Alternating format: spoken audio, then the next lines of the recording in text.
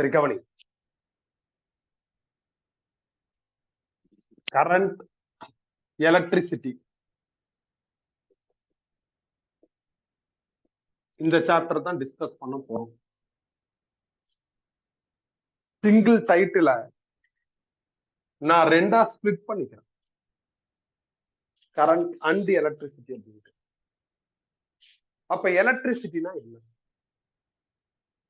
சயின்ஸ்ல இருக்கிற ஒரு பிரான்ச் ஆர் பிசிக்ஸ்ல இருக்கிற ஒரு பிரான்ச் தான் எலக்ட்ரிசிட்டி. இந்த பிரான்ச்சை பத்தி நாம டிஸ்கஸ் பண்ணி இந்த பிரான்ச்ல என்ன இருக்கு, என்ன அனலைஸ் பண்ணிருக்காங்க அப்படிங்கறது எல்லாத்தையும் கம்ப்ளீட்டா அண்டர்ஸ்டாண்ட் பண்ணிக்கிறோம்னா நம்ம கரண்ட்ல இருந்து டிராவல் பண்ணும். கரண்ட்டை பத்தியே தான் திருப்பி திருப்பி திருப்பி நம்ம யோசிச்சுக்கிட்டே இருக்கிற மாதிரி. அதனாலதான் டைட்டில் கரண்ட் எலக்ட்ரிசிட்டின்னு நிறைய புக்ஸ்ல இருக்கு. அப்ப கரண்ட்னா என்ன? எனக்கு டெக்னிக்கலா சொல்லாதீங்க. லோவர் கிளாஸ் 10th கரண்ட்டை பத்தி படிச்சிருப்பீங்க.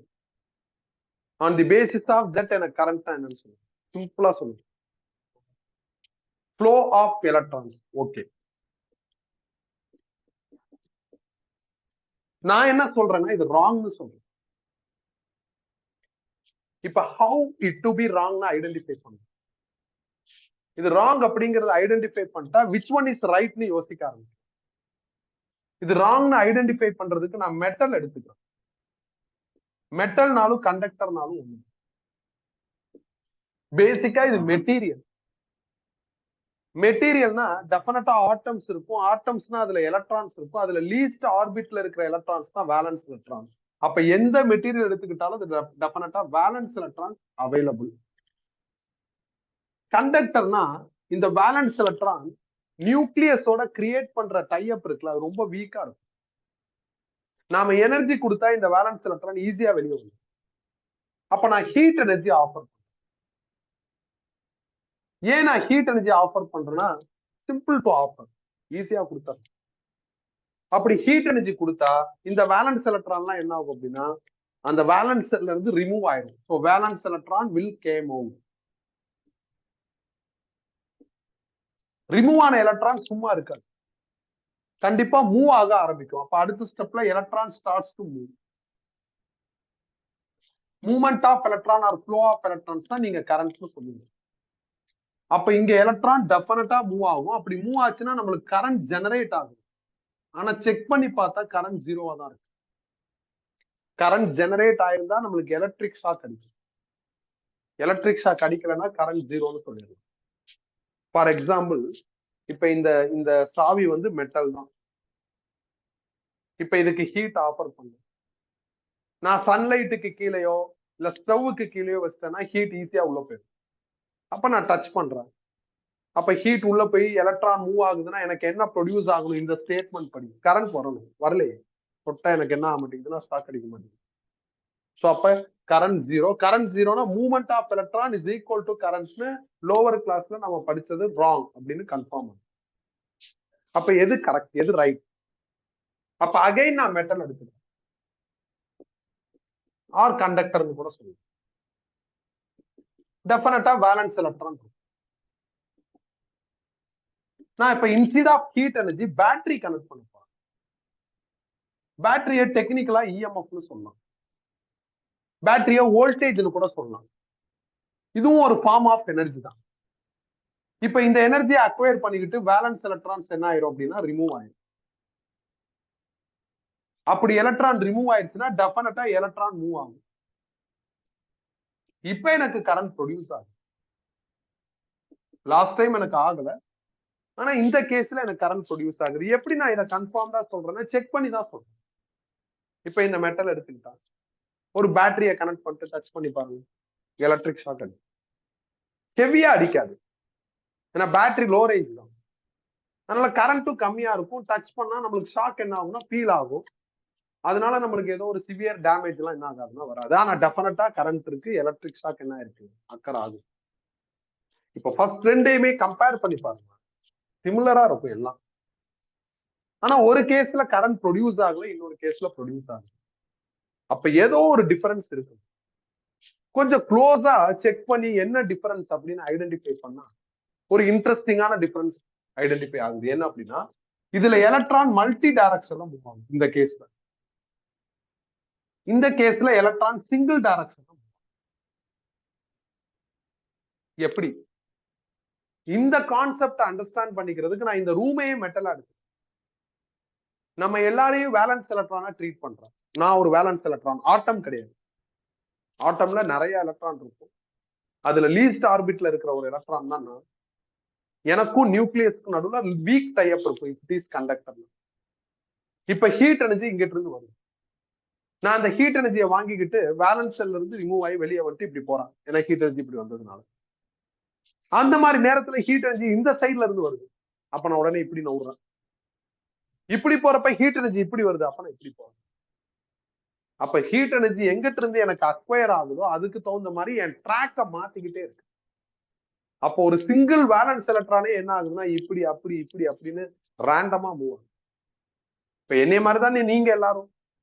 அப்ப நீங்களும் உங்களுக்கு எப்படி ஹீட் கிடைக்குதோ அதை அக்வயர் பண்ணிட்டு நீங்களும் டிஃப்ரெண்ட் டைரக்ஷன்ஸ்ல மூவ் ஆயிட்டு இருப்பீங்க. அப்படி மல்டி டைரக்ஷன்ஸ்ல எலக்ட்ரான்ஸ் மூவ் ஆச்சுன்னா கரண்ட் ப்ரொடியூஸ் ஆகாது.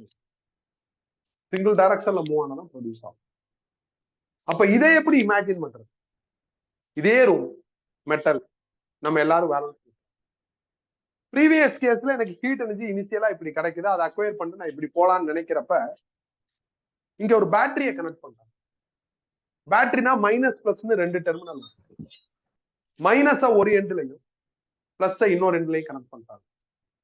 இப்ப ஹீட்டை வாங்கிட்டு நான் இப்படி டிராவல் பண்றேன்னா அந்த மூமெண்ட்ல பேட்டரியோட மைனஸ் என்னை ரிப்பல் பண்ணும்.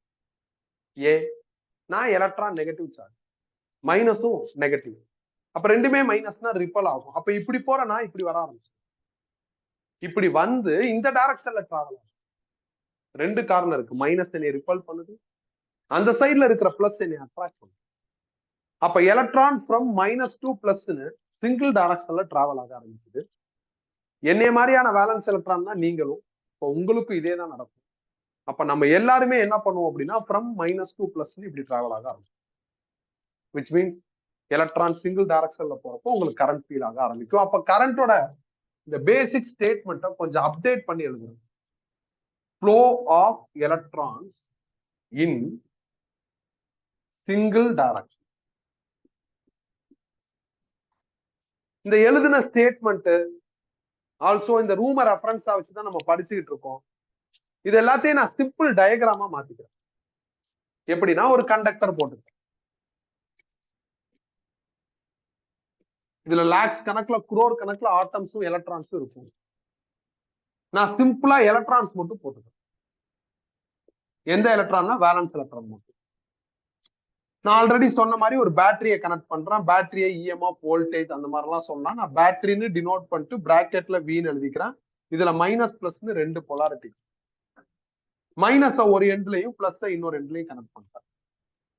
இப்ப இந்த பேட்டரியோட மைனஸ் போலாரிட்டி இந்த எலக்ட்ரான்ஸ் எல்லாத்தையும் ரிப்பல் பண்ணும். பிளஸ் போலாரிட்டி எலக்ட்ரான்ஸ் எல்லாத்தையும் அட்ராக்ட் பண்ணும். அப்ப எலக்ட்ரான் ஃப்ரம் மைனஸ் டு பிளஸ்ன்னு இப்படி டிராவல் ஆக ஆரம்பிக்கும். அப்ப எலக்ட்ரான் ஃப்ளோ எனக்கு எப்படி இருக்குன்னா இப்படி இருக்கு. இப்ப தொட்டா உங்களுக்கு என்ன ஆகும்? எலக்ட்ரிக் ஷாக் கிடைக்கும், கரண்ட் ப்ரொடியூஸ் ஆகும். அப்ப கரண்ட்ங்கிறது flow of electrons in single direction. இப்ப நான் என்ன சொல்றேன்னா இதை ராங்னு சொல்றேன். அப்ப இது எப்படி ராங்னு கண்டுபிடிச்சாதான் அகைன் ரைட் எதுன்னு தெரியும்.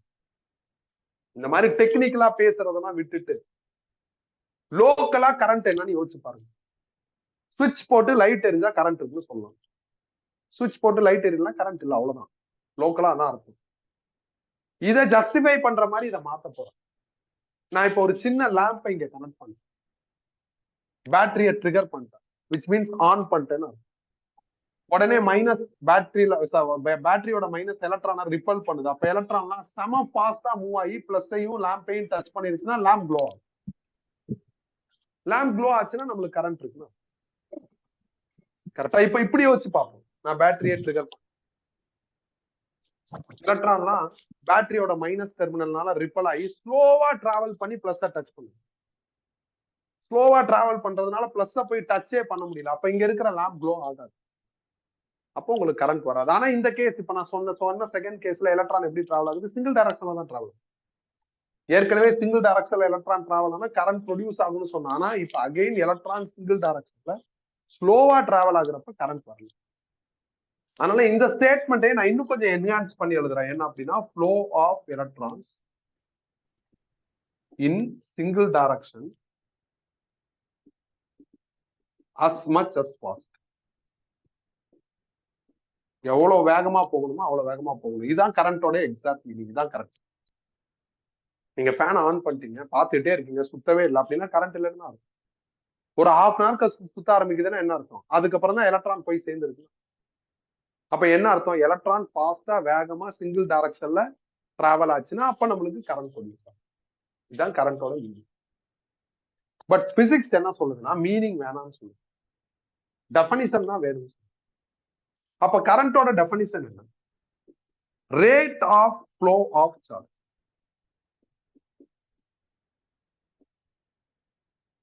ஓகேவா? ஃப்ளோ ஆஃப் சார்ஜ்ங்கிறது ஃப்ளோ ஆஃப் எலக்ட்ரான் மீன் பண்ணும்.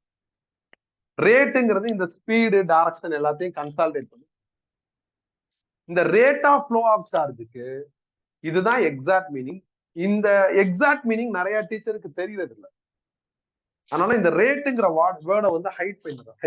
ஹைட் பண்ணிட்டா என்ன ஆயிரும்? ஃப்ளோ ஆஃப் சார்ஜ்னு வந்துருமா, அது அப்படியே சுருங்கி ஃப்ளோ ஆஃப் எலக்ட்ரான்ஸ்னு தப்பான இடத்துக்கு போயிடுறாங்க. இப்ப நீயே எனக்கு நான் வாட் இஸ் கரண்ட் கேட்கிறப்ப ரேட் ஆஃப் ஃப்ளோ ஆஃப் சார்ஜ்னு சொல்லியிருந்தா நான் ரேட்னா என்னன்னு கேட்பேன். ஸ்ட்ரகிள் ஆயிடும்.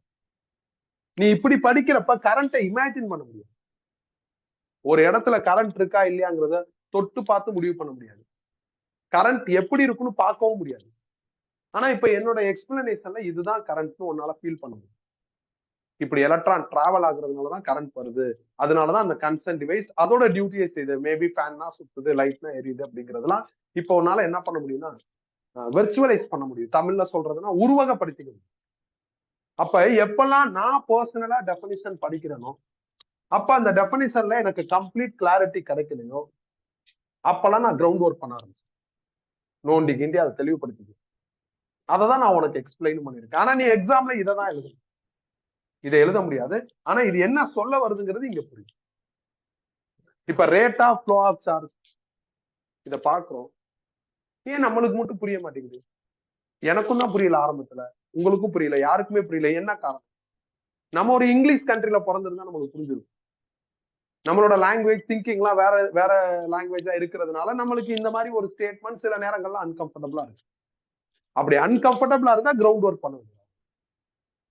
முடிச்சாச்சு தான் கரண்டோட டெஃபினிஷன். இப்ப கிளாரிட்டி கிடைச்சிருச்சு. இஃப் பாசிபிள் நீ இந்த ஸ்டேட்மெண்ட்டை சேர்த்து எழுதலாம். Across any cross sectional area of conductor. இதுக்கு என்ன அர்த்தம்? நல்லா குண்டா ஒரு ஒயர் இருக்கு அப்படின்னா நிறைய கரண்ட் அதுல பாஸ் ஆகும். தின் ஒயர்னா கம்மியான கரண்ட் பாஸ் ஆகும் அப்படின்னு அர்த்தம் கிடையாது. குண்டான ஒயரா இருந்தாலும் தின் ஒயரா இருந்தாலும் கரண்ட்ங்கிறது எலக்ட்ரான் வேகமா போறதை டிபெண்ட் பண்ணி தான் இருக்கு. ஒயரோட சைஸை டிபெண்ட் பண்ணி கிடையாது. இப்போ உங்க வீட்டுல ஃப்ரிட்ஜோ வாஷிங் மிஷினோ ஏசியோ இருந்ததுன்னா அதோட ஒயர்லாம் கொஞ்சம் திக்கா இருக்கும். லைட்டு ஃபேனுக்குலாம் ஒயர் தின்னா இருக்கும். ஏன்னு நீ எலக்ட்ரிசியன்ட்ட கேட்டனா நிறைய கரண்ட் பாஸ் ஆகும் அதனால திக் ஒயர், கம்மியான கரண்ட் பாஸ் ஆகும் அதனால தின் ஒயர்னு ஒரு லாஜிக் சொல்லுவாங்க. லாஜிக்கலா அது கரெக்டா இருந்தாலும் டெக்னிக்கலா அது ரீசன் கிடையாது. இப்ப எனக்கு ஒரு ஃப்ரிட்ஜ் இருக்கு, நான் அதுக்கு தின் ஒயர் போடலாம், தப்பே கிடையாது. என்ன நடக்கும்னா ஒரு 1 மந்த்லயோ 2 மந்த்லயோ அந்த ஒயர் மெல்ட் ஆயிரும். பிகாஸ் ஆஃப் ஹீட் மெல்ட் ஆயிருச்சு அப்படின்னா அது எலக்ட்ரிக் ஃபயரா மாறிடும், எரிஞ்சிரும். இப்போ ஒரு தீ விபத்து நடக்க வாய்ப்பு இருக்கு. அதனால என்ன பண்றாங்க, okay fridge will accept more electron flow. More electron flow ஒரு ஒயர்ல டிராவல் ஆகுறப்போ ஒயர் டேமேஜ் ஆகாம இருக்கிறதுக்கு திக்னஸா ரைஸ் பண்ணிக்கலாம் அப்படிங்கிறதுனாலதான் திக் ஒயர் போடுறாங்க. இதான் லாஜிக். அதனால திக் ஒயர்னா ஜாஸ்தி கரண்ட், தின் ஒயர்னா கம்மி கரண்ட் அர்த்தம் கிடையாது. கரண்ட் பியூரா இந்த ஃபேக்டாரை தான் டிபெண்ட் பண்ணுது.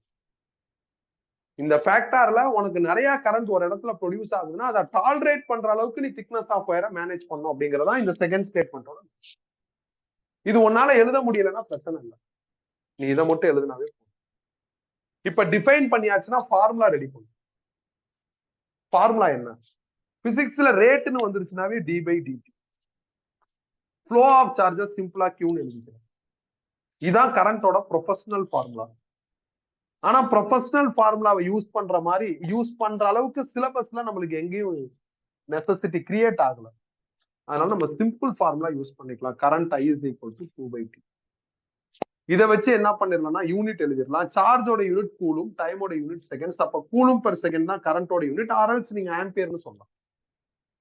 ஒன்னே ஆம்பியர்னு ஃபுல்லா எழுது, இல்ல ஏன்னு போடு. ஆம்ஸ்னு போடாத. போர்டு எக்ஸாம் எழுதுன்னு ஆம்ஸ்னு போடாத, அது தப்புதான். நீ எதை எழுதினாலும் டெக்னிக்கலா தான் எழுதணும். லோக்கலா எதையும் என்ன பண்ணக்கூடாது, சயின்ஸ்ல எழுதக்கூடாது, பிசிக்ஸ்ல எழுதவே கூடாது. எழுதுற மாதிரியான எக்ஸாம்ல அதை கரெக்டா ஃபாலோ பண்ணு. முடிச்சாச்சுப்பா கரண்ட். இப்படி முடிச்சுட்டு வேற ஏதாவது ரிகார்டிங் கரண்ட் இருக்கான்னு செக் பண்றப்ப ஆல்மோஸ்ட் எல்லா புக்கும் ஒரு விஷயத்த ரொம்ப கியூரியாசிட்டியோட எக்ஸ்பிளைன் பண்ண ஆரம்பிக்கிறாங்க. எப்படி ஆரம்பிக்கிறாங்கன்னா, உங்களுக்கு தெரியுமாங்கிறாங்க. என்னன்னு போய் பார்த்தோம்னா, எலக்ட்ரான் ஃப்ளோ எப்படிப்பா இருக்கு, ஃப்ரம் -2 பிளஸ் இருக்கா. கரண்டோட டைரக்ஷன் எப்படி இருக்கும் அப்படின்னா, +2 - ஆப்போசிட்ல இருக்கும்.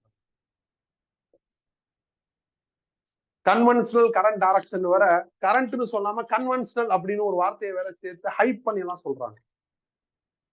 ஓகே, எனக்கு என்ன சந்தேகம்னா, ஏன் சரி எலக்ட்ரான் ஃப்ளோக்கு ஆப்போசிட்ல கரண்ட் டைரக்ஷன் இருக்கு, இருக்கட்டும், இருந்துட்டு போட்டோம், இதுக்கு காரணம் என்னன்னு சொல்லணும்ல. அப்ப அவங்க ஆரம்பிக்கிறது நல்லா இருக்கும். உங்களுக்கு தெரியுமா அப்படின்னு சொன்னா என்னன்னு கேட்டு நம்ம என்ன பண்ணலாம், அதுக்கு தகுந்த மாதிரி எக்ஸ்பிளனேஷன்ஸ் எல்லாம் இருக்கான்னு வெரிஃபை பண்ணலாம். எக்ஸ்பிளனேஷன் எல்லாம் ஒண்ணும் இல்ல. எல்லா புக்லயும் do you know the conventional current direction is opposite to electron flow, அவ்வளவுதான் முடிச்சிட்டாங்க. ஏன் அப்படி வச்சிருக்காங்க அப்படிங்கிற அந்த அந்த தாட் வந்து எந்த இடத்துலயும் இல்ல. ஆனா காரணம் இல்லாமலாம் இருக்காது. இதுக்கு ஆப்போசிட்ல மார்க் பண்றோம்னா கண்டிப்பா ரீசன் இருக்கும். ரீசன் நான் உனக்கு மேக்னடிசம்ல சொல்றேன். அப்ப மேக்னடிசமுக்கும் கரண்ட் எலக்ட்ரிசிட்டிக்கும் ரிலேஷன்ஷிப் இருக்கா? Strong relationship. எலக்ட்ரோஸ்டாட்டிக்ஸ்லயும் மேக்னடிசம்லயும் ரிலேஷன்ஷிப் வரும். அதனால ஃபர்ஸ்ட் 2 சாப்டர் தான் வேற ஃபார்மேட்ல, தேர்ட் சாப்டர் ஆகும். அந்த சாப்டருக்கு சப்போர்ட்டிவா சில டைட்டில்ஸும் ஃப்ரேம் ஆகி கம்ப்ளீட் ஆகும். அதனால நம்ம முதல் 2 சாப்டர்ல ஸ்ட்ராங்கா இருக்கும். சாய் சொல்றேன், கவனி. தூங்கிட்டு இருக்கிறதுக்கு எதுக்கு கிளாஸ்? நேத்தா தான் பண்ணுவேன், இப்பயும் அதே தான் பண்ணுவேன். ஒழுங்கா கவனி, நிமிந்து உட்காரு. நோட்ஸ் ஏன் பார்த்துட்டு இருக்காரு? கவனிங்க, இங்க கவனிங்க, நாங்க சொல்றது புரியும், கவனிங்க. சோ ஓகே, எலக்ட்ரான் ஃப்ளோக்கு ஆப்போசிட்ல கரண்ட் டைரக்ஷன் இருக்கு. ஏன் இப்படி இருக்குங்கிறதுக்கு காரணம் மேக்னடிசம்ல நாம பர்சனலா கண்டுபிடிச்சுக்கலாம். அதே நேரத்துல கரண்ட் டைரக்ஷன் இருக்கிற ஒரு குவான்டிட்டியா இருக்கு. பிசிக்ஸ்ல டைரக்ஷன் இருக்கிற குவான்டிட்டி எப்படிப்பா சொல்லுவோம்? வெக்டார்னு சொல்லுவோம். செக் பண்ணி பார்த்தா கரண்ட் வெக்டார் கிடையாது, ஸ்கேலார்ங்கிறாங்க. அப்ப அடுத்த கன்ஃபியூஷன் வரும். ஒய் கரண்ட் டு பி ஸ்கேலார்ங்கிறத இன்னொரு 2 டைட்டிலுக்கு அப்புறம் டிஸ்கஸ் பண்ணிக்கலாம். இப்போதைக்கு அது ஹோல்டுலயே இருக்கட்டும். ஸோ கரண்ட்டை கம்ப்ளீட் பண்ணியாச்சு. என்னோட பிளான் என்னன்னா, இந்த மாதிரி இந்த சாப்டர்ல இனிஷியலா ஒரு டைட்டிலையும் நாம கம்ப்ளீட் பண்றப்ப கொஞ்சம் ஸ்மார்ட்டா திங்க் பண்ணி அடுத்த டைட்டிலுக்குள்ள நுழைஞ்சிடும். அப்போ ஒரு ஆர்டரா போயிட்டே இருக்கலாம், செயின் மாதிரி. இன்ட்ரெஸ்டிங்கா இருக்கும். எண்ட்ல செமையா முடியும். முடிஞ்சதுக்கு அப்புறம் ப்ராப்ளம்ஸ்குள்ள போகலாம். ஆக்சுவலா புக்ல இந்த ஆர்டர்ல இருக்காது, இர்ரெகுலரா தான் இருக்கும். நான் ஆர்டரை மாத்திக்கிறேன். கோர்வையா போலாம், செயின் மாதிரி போலாம் அப்படிங்கறதுனால ஆர்டரை மாத்திக்கிறேன். அப்ப கரண்ட்ல இருந்து நாம ஸ்மார்ட்டா திங்க் பண்ணி அடுத்த டைட்டிலுக்குள்ள. கரண்டோட மீனிங் என்ன? எலக்ட்ரான் சிங்கிள் டைரக்ஷன்ல ஃபாஸ்டா டிராவல் ஆகும். நான் தான் இந்த எலக்ட்ரான், இந்த ரூம் தான் மெட்டல். நம்மள என்னைய மாதிரியே நீங்க எல்லாருமே எலக்ட்ரான், வேலன்ஸ். நான் ஃப்ரம் -2 வேகமா போகணும். என்னால வேகமாலாம் போக முடியாது. என்ன காரணம்? மெட்டல்ல ஆட்டம்ஸ்லாம் ரொம்ப பக்கத்துல இருக்கும், ரொம்ப கன்ஜஸ்டடா இருக்கும், க்ளோஸ் டு ஈச் அதரா இருக்கும். அப்ப நான் எலக்ட்ரான், வேலன்ஸ் எலக்ட்ரான் நியூக்ளியஸோட டைப்பை பிரேக் பண்ணி வெளியே வந்து நான் இப்படி டிராவல் பண்ணணும். இப்படி டிராவல் பண்றப்ப எனக்கு முன்னாடி நிறைய ஆட்டம், நிறைய எலக்ட்ரான், நியூக்ளியஸ் எல்லாம் இருக்கிறதுனால ஃப்ரீயா டிராவல் ஆக முடியாது, மோத ஆரம்பிச்சு. அப்படி மோத என் ஸ்பீட் என்னப்பா? ரெடியூஸ் ஆகும். இன்னொரு ஆஸ்பெக்ட்ல யோசிச்சா இன்க்ரீஸ் கூட ஆகுறதுக்கு சான்ஸ். நான் இப்ப எலக்ட்ரான் வெளியே வந்து டிராவல் ஆகுறப்ப மோதலாம்னு நினைக்கிறப்ப என் மேல யாராவது மோதினா என் ஸ்பீட் என்ன ஆகும்? இன்க்ரீஸ் ஆகும். அண்ட் ஆல்சோ எலக்ட்ரான் நான் இண்டிவிஜுவலா டிராவல் ஆக முடியாது, பேட்டரி சப்போர்ட்ல தான் டிராவல் ஆகுறேன். பேட்டரியோட பிளஸ் அந்த பக்கம் இருக்கும், அதை என்னை அட்ராக்ட் பண்ணும். யாரோ என்னைய தரன்னு இழுக்கிறப்ப நான் யார் மேலேயாவது மோதினாலும் என் ஸ்பீட் அகைன் என்ன ஆகலாம்? ரைஸ் ஆகும். அதுக்கும் சான்ஸ் இருக்கு. அப்ப ஸ்பீட் இன்க்ரீஸ் ஆகுறதுக்கும் சான்ஸ் இருக்கு, டிக்ரீஸ் ஆகுறதுக்கும் சான்ஸ் இருக்கு. ஏற்கனவே நீங்க இமேஜின் பண்றப்ப எலக்ட்ரான் ஸ்மூத்தா இப்படி போயிருந்து இமேஜின் பண்ணிருப்பீங்க. கிடையாது, எலக்ட்ரான் ஃப்ரம் -2 டிராவல் பண்ணும். ஆனா டிராவல் ஸ்மூத்தா இருக்காது, நிறைய கொலிஷன் நடக்கும். கொலிஷன் நடக்கிறதுனால ஸ்ட்ரைட் ட்ராக் வராது, ஜிக் ஜாக் ட்ராக் தான் வரும். ஜிக் ஜாக்கும் அழகா இருக்காது. இப்ப இங்க ஒரு எலக்ட்ரான் இருக்கு, நான் மேல மோதிட்டேன். மோதனோடனே இப்படி டைவர்ட் ஆகுறப்ப இங்க ஒரு எலக்ட்ரான் இருக்கு, இது மேல மோதுவான். மோதலாம்னு நினைக்கிறதுக்குள்ள இன்னொருத்தன் வந்து என்னை மோதலாம். என்ன நடக்கும்னே சொல்ல முடியாது. ஆனா ஒரு விஷயம் கன்ஃபார்ம்டு, பிளஸ் இழுத்துக்கிட்டே இருக்கும். அதனால எங்கிட்டு நவுந்தாலும் டுவர்ட்ஸ் பிளஸ் தான் என்னோட மூவ்மெண்ட் இருக்கு. அட் தி எண்ட் என்னோட ஸ்பீட் ஒரு மூமெண்ட் என்ன ஆயிட்டு இருக்கு, வேரி ஆயிட்டே இருக்கு. வேரி ஆகுதுங்கிறத சேஞ்ச் ஆகுதுன்னு சொல்லலாம். சேஞ்சுக்கு இன்னொரு பேர் தான் ட்ரிப்ட். ஸ்பீட டெக்னிக்கலா வெலாசிட்டின்னு சொல்லலாம். அப்ப நம்மளோட அடுத்த டைட்டில் வந்து என்னன்னா ட்ரிப்ட் வெலாசிட்டி. இதை நான் வி சஃபிக்ஸ் டி இந்த சிம்பல்ல டினோட் பண்றேன். வெலாசிட்டியோட unit metre per second. Velocity ஒரு வெக்டார் குவான்டிட்டி. வெலாசிட்டியோட யூனிட்லயும் வெலாசிட்டியோட நேச்சர் வெக்டார் நான் சொல்றதுலயும் உனக்கு அப்ஜெக்ஷன் இருந்தா நீ 11th பிசிக்ஸ் ரெஃபர் பண்ணி. நான் அதுக்குள்ள போக விரும்பல.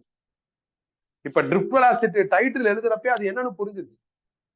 Electron from minus to plus travel ஆகுறப்ப முட்டி மோதி டிராவல் ஆகுறதுனால அதோட ஸ்பீட் என்ன ஆகுது, மாறுது. அதான் drift velocity. So we understood. But define பண்ணணும். அப்ப எப்படி டிஃபைன் பண்றது? ட்ரிப்ட் வெலாசிட்டிங்கிறது ஒரு நியூ டேர்ம் கிடையாது. ட்ரிப்ட் வெலாசிட்டிங்கிறது வெலாசிட்டி தான். அப்ப நம்ம இப்படி ஆரம்பிக்கலாம். Drift velocity is a velocity. இந்த வெலாசிட்டி எப்ப வருது, இந்த ட்ரிப்ட் வெலாசிட்டி எப்ப வருது, எலக்ட்ரான் ட்ரிப்ட் ஆகுறப்ப வருது. அப்ப இப்படி ஆரம்பிக்கலாம். Drift velocity is a velocity with which electrons get drifted. Electron எப்ப ட்ரிப்ட் ஆகும், பாசிட்டிவ் டெர்மினல் புடிச்சு இழுக்கிறப்ப ட்ரிப்ட் ஆகும். அப்ப drift velocity is a velocity with which electrons get drifted towards positive terminal அப்படின்னு எழுதணும். நான் தான் எலக்ட்ரான், நான் எப்படி நானா பாசிட்டிவ் டெர்மினலுக்கு போயிருவேன்னா போக மாட்டேன். பேட்டரி கொடுத்தாலும் போகும். அப்ப drift velocity is a velocity with which electrons get drifted when battery is applied. With which electrons get drifted towards positive terminal when battery is applied. Battery local word. நான் technical word தான் use பண்ணணும். Technical word EMF. EMF ஓட expansion electromotive force. இஎம்எஃப்னா நான் என்னன்னு கேட்கிறப்ப நீ அதை expand பண்ணி சொல்லிட்டு அதை மீனிங்கா எடுத்துக்க முடியாது. அப்ப எனக்கு மீனிங் தெரியாம ஒரு டேர்ம டெஃபினிஷன்ல எடுத்துட்டு போக விருப்பம் இல்லை. இதோட மீனிங் நம்ம கடைசி டைட்டில் ஆஃப் கரண்ட் எலக்ட்ரிசிட்டில படிப்போம். அதனால இஎம்எஃப்ங்கிற வேர்ட் பேட்டரிங்கிற வேர்டுக்கு ஈக்குவலண்டா இன்னொரு வேர்டு எடுக்கலாம்னு நினைக்கிறான். இது பிளஸ் பிளேட், இது மைனஸ் பிளேட். சோ இது பிளஸ் டெர்மினல், இது மைனஸ் டெர்மினல். பிளஸ்ல இருந்து மைனஸுக்கு ஒரு எஃபெக்ட் போகும். அந்த எஃபெக்ட்டுக்கு பேர் எலக்ட்ரிக் ஃபீல்டு. அதனால பேட்டரிக்கு பதில் நான் எலக்ட்ரிக் ஃபீல்டுங்கிற வேர்ட் போட்டுக்கிறேன். அப்ப drift velocity is a velocity with which electrons get drifted towards positive terminal when electric field is applied. இதான் டெஃபினிஷன். டிஃபைன் பண்ணியாச்சு. டிஃபைன் பண்ணியாச்சுன்னா ஃபார்முலா ரெடி பண்ண வேண்டியது. அப்ப எப்படி ரெடி பண்றது? எலக்ட்ரிக் ஃபீல்டுங்கிற இடத்துல இருந்து ஆரம்பிக்கும். ஏன்னா டெஃபினிஷனோட எண்ட்ல அந்த வார்த்தை தான் வருது. நான் அங்க இருந்து ஆரம்பிக்கிறேன். எலக்ட்ரோஸ்டாட்டிக்ஸ்ல எலக்ட்ரிக் ஃபீல்டோட டெஃபினிஷன் ஃபார்முலா பார்த்துட்டோம். E is equal to F by Q. இதுல இருந்து F கண்டுபிடிச்சா EQன்னு வரும். E நான் ரீடைன் பண்றேன். Qக்கு பதில் என்னோட சார்ஜ் வேல்யூ போடணும். நான் யாருன்னா ஒரே ஒரு எலக்ட்ரான். ஒரு எலக்ட்ரானோட சார்ஜ் வேல்யூவை சிம்பிளா ஈன்னு போடணும். சில புக்ல இங்க மைனஸ் போட்டிருப்பாங்க. நீ போடுறதுன்னா போட்டுக்கலாம், எனக்கு ஒன்றும் அப்ஜெக்ஷன் கிடையாது. எலக்ட்ரான் நெகட்டிவ் சார்ஜ்ங்கிறதுனால மைனஸ் போட்டிருப்பாங்க. நான் ஏன் போடலன்னா ஃபோர்ஸ் வெக்டார், வெக்டார்னா மேக்னிடியூடும் டைரக்ஷனும் வரும். மேக்னிடியூடுங்கிறது ஆல்வேஸ் பாசிட்டிவ். அதனால நான் பாசிட்டிவா ப்ரொஜெக்ட் பண்ணிருக்கேன். நியூட்டன் செகண்ட் லா படி ஃபோர்ஸோட ஃபார்முலா எழுதுறேன். MA. ரெண்டுமே ஃபோர்ஸ் தான், ரெண்டையும் ஈக்குவேட் பண்றேன். அப்ப mass into acceleration is equal to EE. இதுல இருந்து ஆக்சிலரேஷன் கண்டுபிடிச்சா EE by MO. But target acceleration கிடையாது. டார்கெட் யாருன்னா ட்ரிப்ட் வெலாசிட்டி. அப்ப ஆக்சிலரேஷன்ல இருந்து வெலாசிட்டி அப்டைன் பண்ணும். அதுக்கு நான் basic formula of velocity use பண்றேன். ஆர் வெலாசிட்டிக்கான ஈக்குவேஷன் யூஸ் பண்றேன். இதுவும் 11th படிச்சிருப்போம். V is equal to U plus AT. இதுல U இனிஷியல் வெலாசிட்டி அதை 0ன்னு அஸ்யூம் பண்ணிக்கிறேன். Vக்கு பதில் ட்ரிப்ட் வெலாசிட்டின்னு போட்டேன். ஆக்சிலரேஷனுக்கு பதில் EE by M எழுதுறேன். T டைமுக்கு பதில் வேற சிம்பிள் கொடுத்துட்டேன், டவு. அப்ப டவுனா என்ன? டவுனா கொலிஷன் டைம். அப்ப கொலிஷன் டைம்னா என்னன்னு யோசிக்கிறேன். இப்ப நான் ஒரு எலக்ட்ரான் டிராவல் பண்ணி போறேன். இன்னொரு எலக்ட்ரான் மேல மோதிட்டேன். டைமர் ஆன் பண்ணிடுறேன். அகைன் இன்னொரு ஆட்டம் மேலேயோ எலக்ட்ரான் மேலேயோ மோதுறேன். அப்ப டைமர் ஆஃப் பண்ணிடுறேன். இப்ப டைமர்ல என்ன டைம் தெரியுதோ அதான் collision time. Time taken between two successive things. இங்க இப்ப டைமர்ல உங்களுக்கு 10 செகண்ட்ஸ்னு தெரியுது. வேற ஒரு மூமெண்ட்ல செக் பண்ணி பாக்குறப்போ 4 செகண்ட்ஸ்னு தெரியுது. அப்ப 10 எடுக்கிறதா 4 எடுக்கிறதான்னு ஒரு டவுட் வருது. அப்ப ஆவரேஜ் எடுக்கும். அப்போ கொலிஷன் டைம் அப்படிங்கிறது average time taken between two successive collision. இந்த கொலிஷன் டைம் ரிலாக்ஸேஷன் டைம் கூட சொல்லலாம். ஏன் அப்படி சொல்றோம்? இப்ப நான் ஒரு எலக்ட்ரான் மோதிட்டேன். திருப்பி மோதுற வரை நான் ரிலாக்ஸ்டா தான் டிராவல் ஆகும். அப்ப அந்த டைம்ல நான் ரிலாக்ஸ்டா இருக்கேன். அதனால ரிலாக்ஸேஷன் டைம்னு என்ன பண்ணலாம் சொல்லலாம். இந்த கொலிஷன் டைம் இந்த இடத்துல டிஃபைன் பண்ணிட்டு நீங்க ஸ்கிப் பண்ணிடலாம். போக போக இந்த டேர்ம் மறைஞ்சிடும். நம்ம சிலபஸ் படி இந்த டேர்ம் ஹைப் ஆகாது. அதனால இந்த ஒரு இடத்துல பிளே பண்ணா அப்படியே விட்டுருங்க. எழுதிட்டு தான் விடணும். இப்ப இந்த தியரி கேட்கறாங்க, நீ போர்டு எக்ஸாம்ல எழுதுறேன்னா எழுதிட்டு தான் விடணும், எழுதாம விடக்கூடாது. இப்படியே போயிட்டு இருக்கிறப்ப சும்மா இல்லாம என்ன பண்றாங்கன்னா, இந்த 3 term e tau by m round பண்ணி மியூன்னு டினோட் பண்றாங்க. அப்ப மியூனா யாருப்பா? E tau by m. இந்த மியூக்கு ஒரு பேர் வைக்கிறாங்க, மொபிலிட்டி. இப்ப இதுக்கு பதில் மியூன்னு ரீப்ளேஸ் பண்ணுங்க. அப்ப v suffix d is equal to e into மியூன்னு வரும். From this mobility மியூ கண்டுபிடிச்சா vd by e. இப்படி மொபிலிட்டியை டெரைவ் பண்ணிட்டு மொபிலிட்டியை டிஃபைன் பண்றாங்க. எப்படி? இந்த ஃபார்முலாவை நீங்க ஸ்டேட்மெண்டா மாத்தினா டெஃபினிஷன் கிடைக்கும். v சஃபிக்ஸ் dனா ட்ரிஃப்ட் வெலாசிட்டி. இந்த மாதிரி டிவிஷன் இருந்தா பெருன்னு எழுதலாம். ஈங்கிறது எலக்ட்ரிக் ஃபீல்டு. அப்ப drift velocity per electric field, அதான் மொபிலிட்டியோட டெஃபினிஷன். முடிஞ்சிருச்சு. ப்ராபபிளி டினாமினேட்டர்ல ஒரு டேர்ம் இருக்கு அப்படின்னா அதுக்கு முன்னாடி யூனிட்ங்கிற வார்த்தையை சேர்த்து எழுதுனா இன்னும் டெஃபினிஷன் நல்லா இருக்கும். ஏன்னா எல்லா புக்லயும் அப்படிதான் எழுதிருப்பாங்க. ரீசன் இருக்காது, ஆனா அப்படிதான் எழுதிருப்பாங்க. அப்போ மொபிலிட்டிங்கிறது drift velocity per unit electric define பண்ணியா. டிஃபைன் பண்ணியிருந்தாலும் ஒரு கிளாரிட்டி கிடைக்கல. இப்ப ஏன் மொபிலிட்டி, அது என்ன சொல்ல வருதுன்னு ஒரு குழப்பம் வருது. அந்த குழப்பம் எனக்கு கரண்ட்ல வரலப்பா. கரண்ட்னா என்னன்னு இமேஜின் பண்ண முடியுது, புரியுது. கரண்ட்னால ப்ரொடியூஸ் ஆன ட்ரிஃப்ட் வெலாசிட்டி, எலக்ட்ரான் போறப்ப நிம்மதியா போகாது, முட்டி மோதி திணறி தான் போகும். அப்ப அதோட ஸ்பீடு மாறும், அதான் ட்ரிஃப்ட் வெலாசிட்டி. அதுவும் நம்மளால என்ன பண்ண முடியுதுன்னா இமேஜின் பண்ண முடியுது, புரியுது. அப்ப நீங்க ஃபர்ஸ்ட் இமேஜின் பண்ணணும், அதுக்கப்புறம் டிஃபைன் பண்ணணும், டெஃபினிஷனை வச்சு ஃபார்முலா எழுதணும். அப்ப அது சிஸ்டமேட்டிக்கா புரியும். ஃபர்ஸ்ட் இமேஜின் பண்ணணும், அப்புறம் டிஃபைன் பண்ணணும், அப்புறம் டெஃபினிஷனை வச்சு ஃபார்முலா எழுதுனா சிஸ்டமேட்டிக்கா புரியும். டெஃபினிஷன் அதுக்கப்புறம் ஃபார்முலானா புரியும். நீ ஃபார்முலா வச்சு டிஃபைன் பண்ணா புரியாது. இது இங்க மட்டும் கிடையாது, எல்லா இடத்துலயும் இந்த பிரச்சனை இருக்கும் பிசிக்ஸ்ல. எங்கெல்லாம் ஃபார்முலா ஃப்ரேம் ஆகி அதுக்கப்புறம் டிஃபைன் பண்றோமோ அங்கெல்லாம் கிளாரிட்டி கிடைக்காது. அப்ப எப்படி கிளாரிட்டியை ஜெனரேட் பண்ற? நீ கொஞ்சம் ஃபார்வர்ட்ல படிச்சுட்டு பின்னாடி வரணும். ஃபார்வர்ட்ல படிச்சுட்டு பின்னாடி வந்து மொபிலிட்டியை புரிஞ்சுக்கிற அளவுக்கு மொபிலிட்டி நம்ம சிலபஸ்ல ஹைப் ஆகல. இந்த ஒரு இடத்துல வந்து இதுவும் மறைஞ்சிடும். அப்போ கொலிஷன் டைமும் மொபிலிட்டி நம்மளுக்கு ரோல் பிளே பண்ணல. அதனால நம்ம கவலைப்பட வேண்டிய அவசியம் இல்லை. கரண்ட் எலக்ட்ரிசிட்டி 100%, நம்மளுக்கு 12th 5% தான் இருக்கு. மொத்தமா கரண்ட் எலக்ட்ரிசிட்டி 100 நம்மளுக்கு வெறும் 5 தான். அதுக்கு இந்த மொபிலிட்டி எல்லாம் நம்மளுக்கு அந்த 5ல எல்லாம் மொபிலிட்டியை முழுசா கத்துக்க முடியாது. அதனால நீ இந்த இடத்துல டிஃபைன் பண்ணிட்டு விட்டுறலாம். பட் நம்ம சிலபஸ்ல இந்த டேர்ம் ஜஸ்டிஃபை ஆயிருக்கு, உள்ள வருது. ஒரு டேர்ம் உள்ள வந்துருச்சுன்னா நீ அதுக்கு யூனிட் கண்டுபிடிச்ச, யூனிட்டை வச்சு எப்ப வேணாலும் கொஸ்டின் கேட்கலாம். அப்ப மொபிலிட்டியோட யூனிட் அது. மேல என்னப்பா இருக்கு? Drift velocity unit metre per second. கீழே என்ன இருக்குன்னா எலக்ட்ரிக் ஃபீல்டு. இங்க இருந்து யூனிட் கண்டுபிடிங்க, என்ன வரும்? ஃபோர்ஸுக்கு நியூட்டன், சார்ஜுக்கு கூலும்னு நியூட்டன் பெர் கூலும்னு வரும். எலக்ட்ரிக் ஃபீல்டு நடத்துறப்ப நான் இன்னொரு யூனிட் எலக்ட்ரிக் ஃபீல்டுக்கு சொல்லியிருக்கேன், வோல்ட் பெர் மீட்டர். அதனால மொபிலிட்டிக்கு 2 யூனிட். ஸோ இதோட என்ன ஆயிடுச்சு? ட்ரிஃப்ட் வெலாசிட்டி கொஞ்சம் கொஞ்சமா உள்ள நுழையும். இப்ப இங்க இருந்து நான் அடுத்த டைட்டிலுக்குள்ள போகும். இதுக்குள்ள போறப்ப எனக்கு ஐடியா ஜெனரேட் ஆகுது. கரண்ட்ங்கிற டேர்ம் இருந்தாதான் ட்ரிஃப்ட் வெலாசிட்டி வரும். கரண்ட் இல்லைன்னா ட்ரிஃப்ட் வெலாசிட்டி வராது. எலக்ட்ரான் டிராவல் ஆகணும். அப்படி டிராவல் ஆகுறப்பதான் இந்த கேரக்டர் உள்ள வரும். அப்ப கரண்ட்டுக்கும் ட்ரிஃப்ட் வெலாசிட்டிக்கும் டெஃபினட்டா என்ன இருக்கும்? ரிலேஷன்ஷிப். அந்த ரிலேஷன்ஷிப்பை தான் நம்ம டெரைவ் பண்ண போறோம். இதுதான் நம்மளோட அடுத்த plan. Current versus drift velocity ரொம்ப ரொம்ப முக்கியமான ஒரு relationship as per this lesson. Notes எல்லாம் யாரும் எடுக்க வேணாம், நோட்ஸ்ல பார்த்துட்டு இருக்க வேணாம், கவனிச்சே வாங்க. ஸோ அடுத்த title current versus drift velocity. சில நேரங்கள்ல ட்ரிஃப்ட் ஸ்பீடுன்னு கூட சொல்றோம். இந்த டெரிவேஷன்ல ஒரு சின்ன சிக்கல் இருக்கு. எப்படி ஆரம்பிக்கிறதுன்னு மறந்துடும். அப்படியே ஆரம்பிச்சிட்டாலும் உள்ள போறப்ப ஸ்டெப்ஸ் மறந்துடும். ரொம்ப சிம்பிள், அதனாலதான் சிக்கலே. பாப்பா புரியும், மறந்துடுவேன்.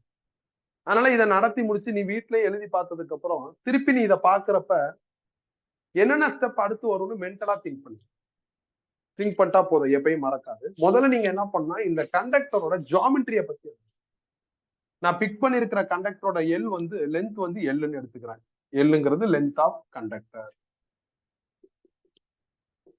நெக்ஸ்ட் ஏங்கிறது area cross section of conductor.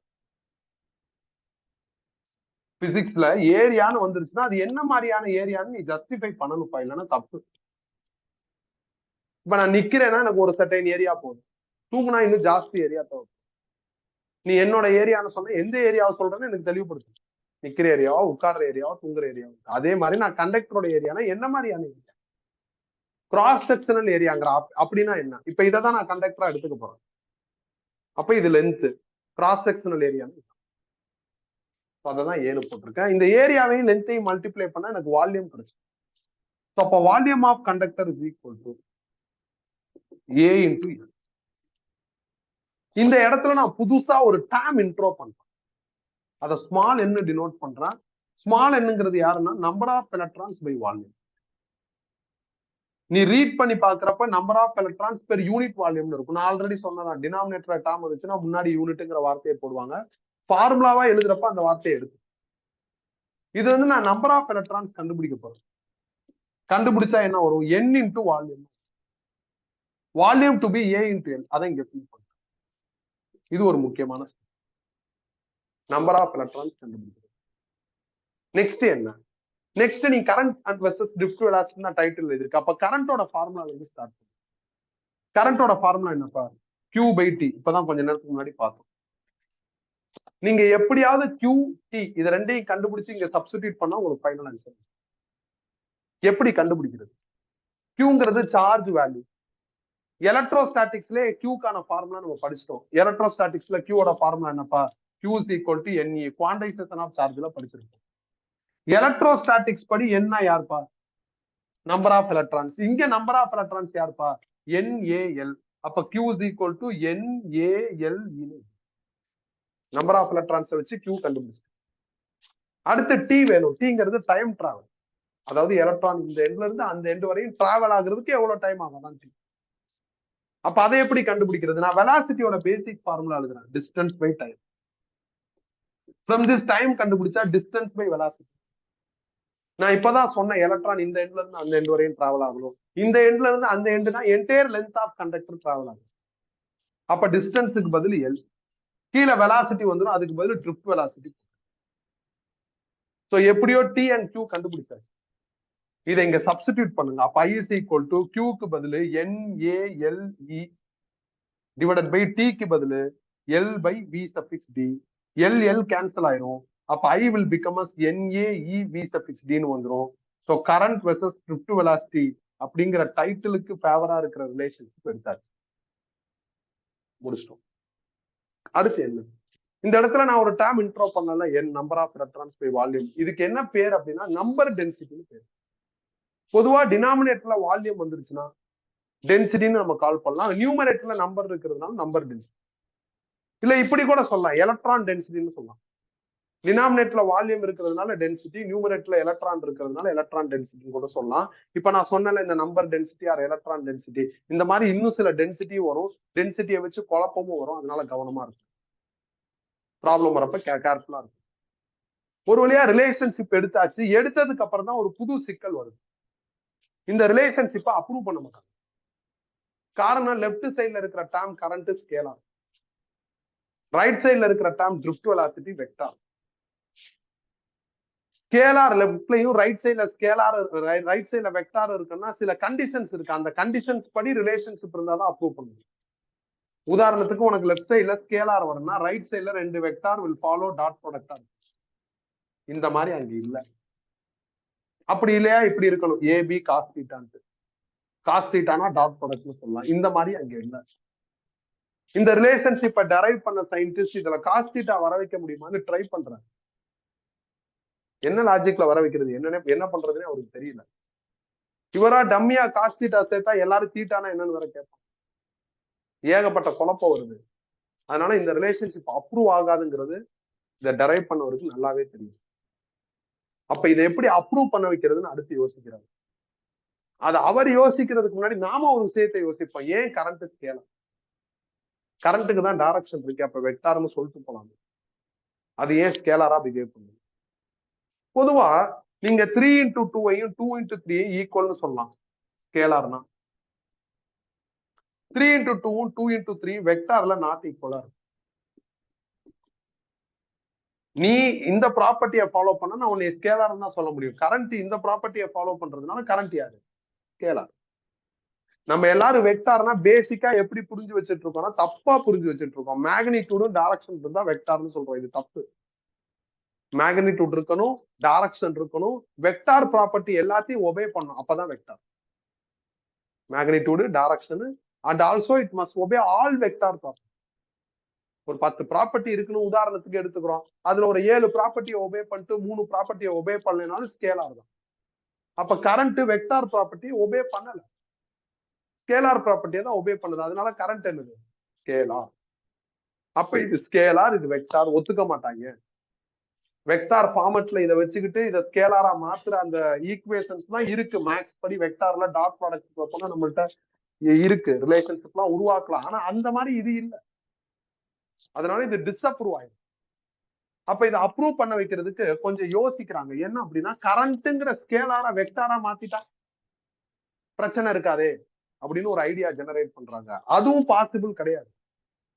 ஒரு ஸ்கேலார் குவான்டிட்டியை வெக்டாரா மாத்துற மாதிரி ஒரு பாசிபிலிட்டி இருந்ததுன்னா இருக்கிற எல்லா ஸ்கேலார் குவான்டிட்டியும் வெக்டாரா மாத்தி எல்லாருமே வெக்டார்னு சொல்லிட்டு போயிடலாம். அப்ப அதுக்கும் பாசிபிள் கிடையாது. அப்ப என்ன பண்றாங்கன்னா, இன்னும் கொஞ்சம் டெப்தா திங்க் பண்ணி ஒரு புது டேர்மை கிரியேட் பண்ணிடுறாங்க. கிரியேட் பண்ற அந்த டேர்மை வெக்டாரா மேனேஜ் பண்றாங்க. அப்படிப்பட்ட டேர்ம் தான் கரண்ட் டென்சிட்டி.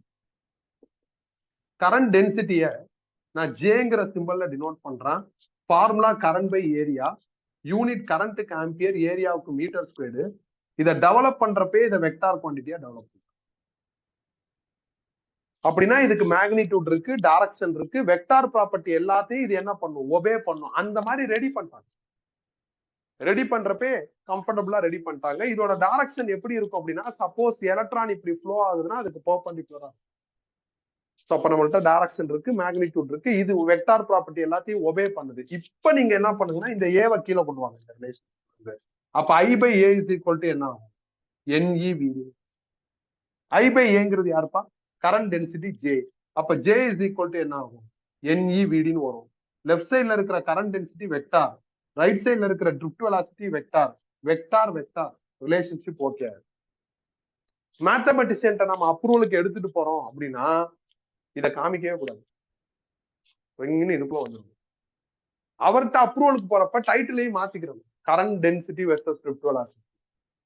இதை சீன்லயே எடுக்கக்கூடாது. அவங்க நம்ம பர்சனலா படிக்கிறப்ப இதை எடுத்துக்கிறோம். அடுத்தடுத்த டெவலப்மெண்ட் நம்ம இதுக்குள்ள போய் குழப்பிக்க வேண்டிய அவசியம் இல்லை.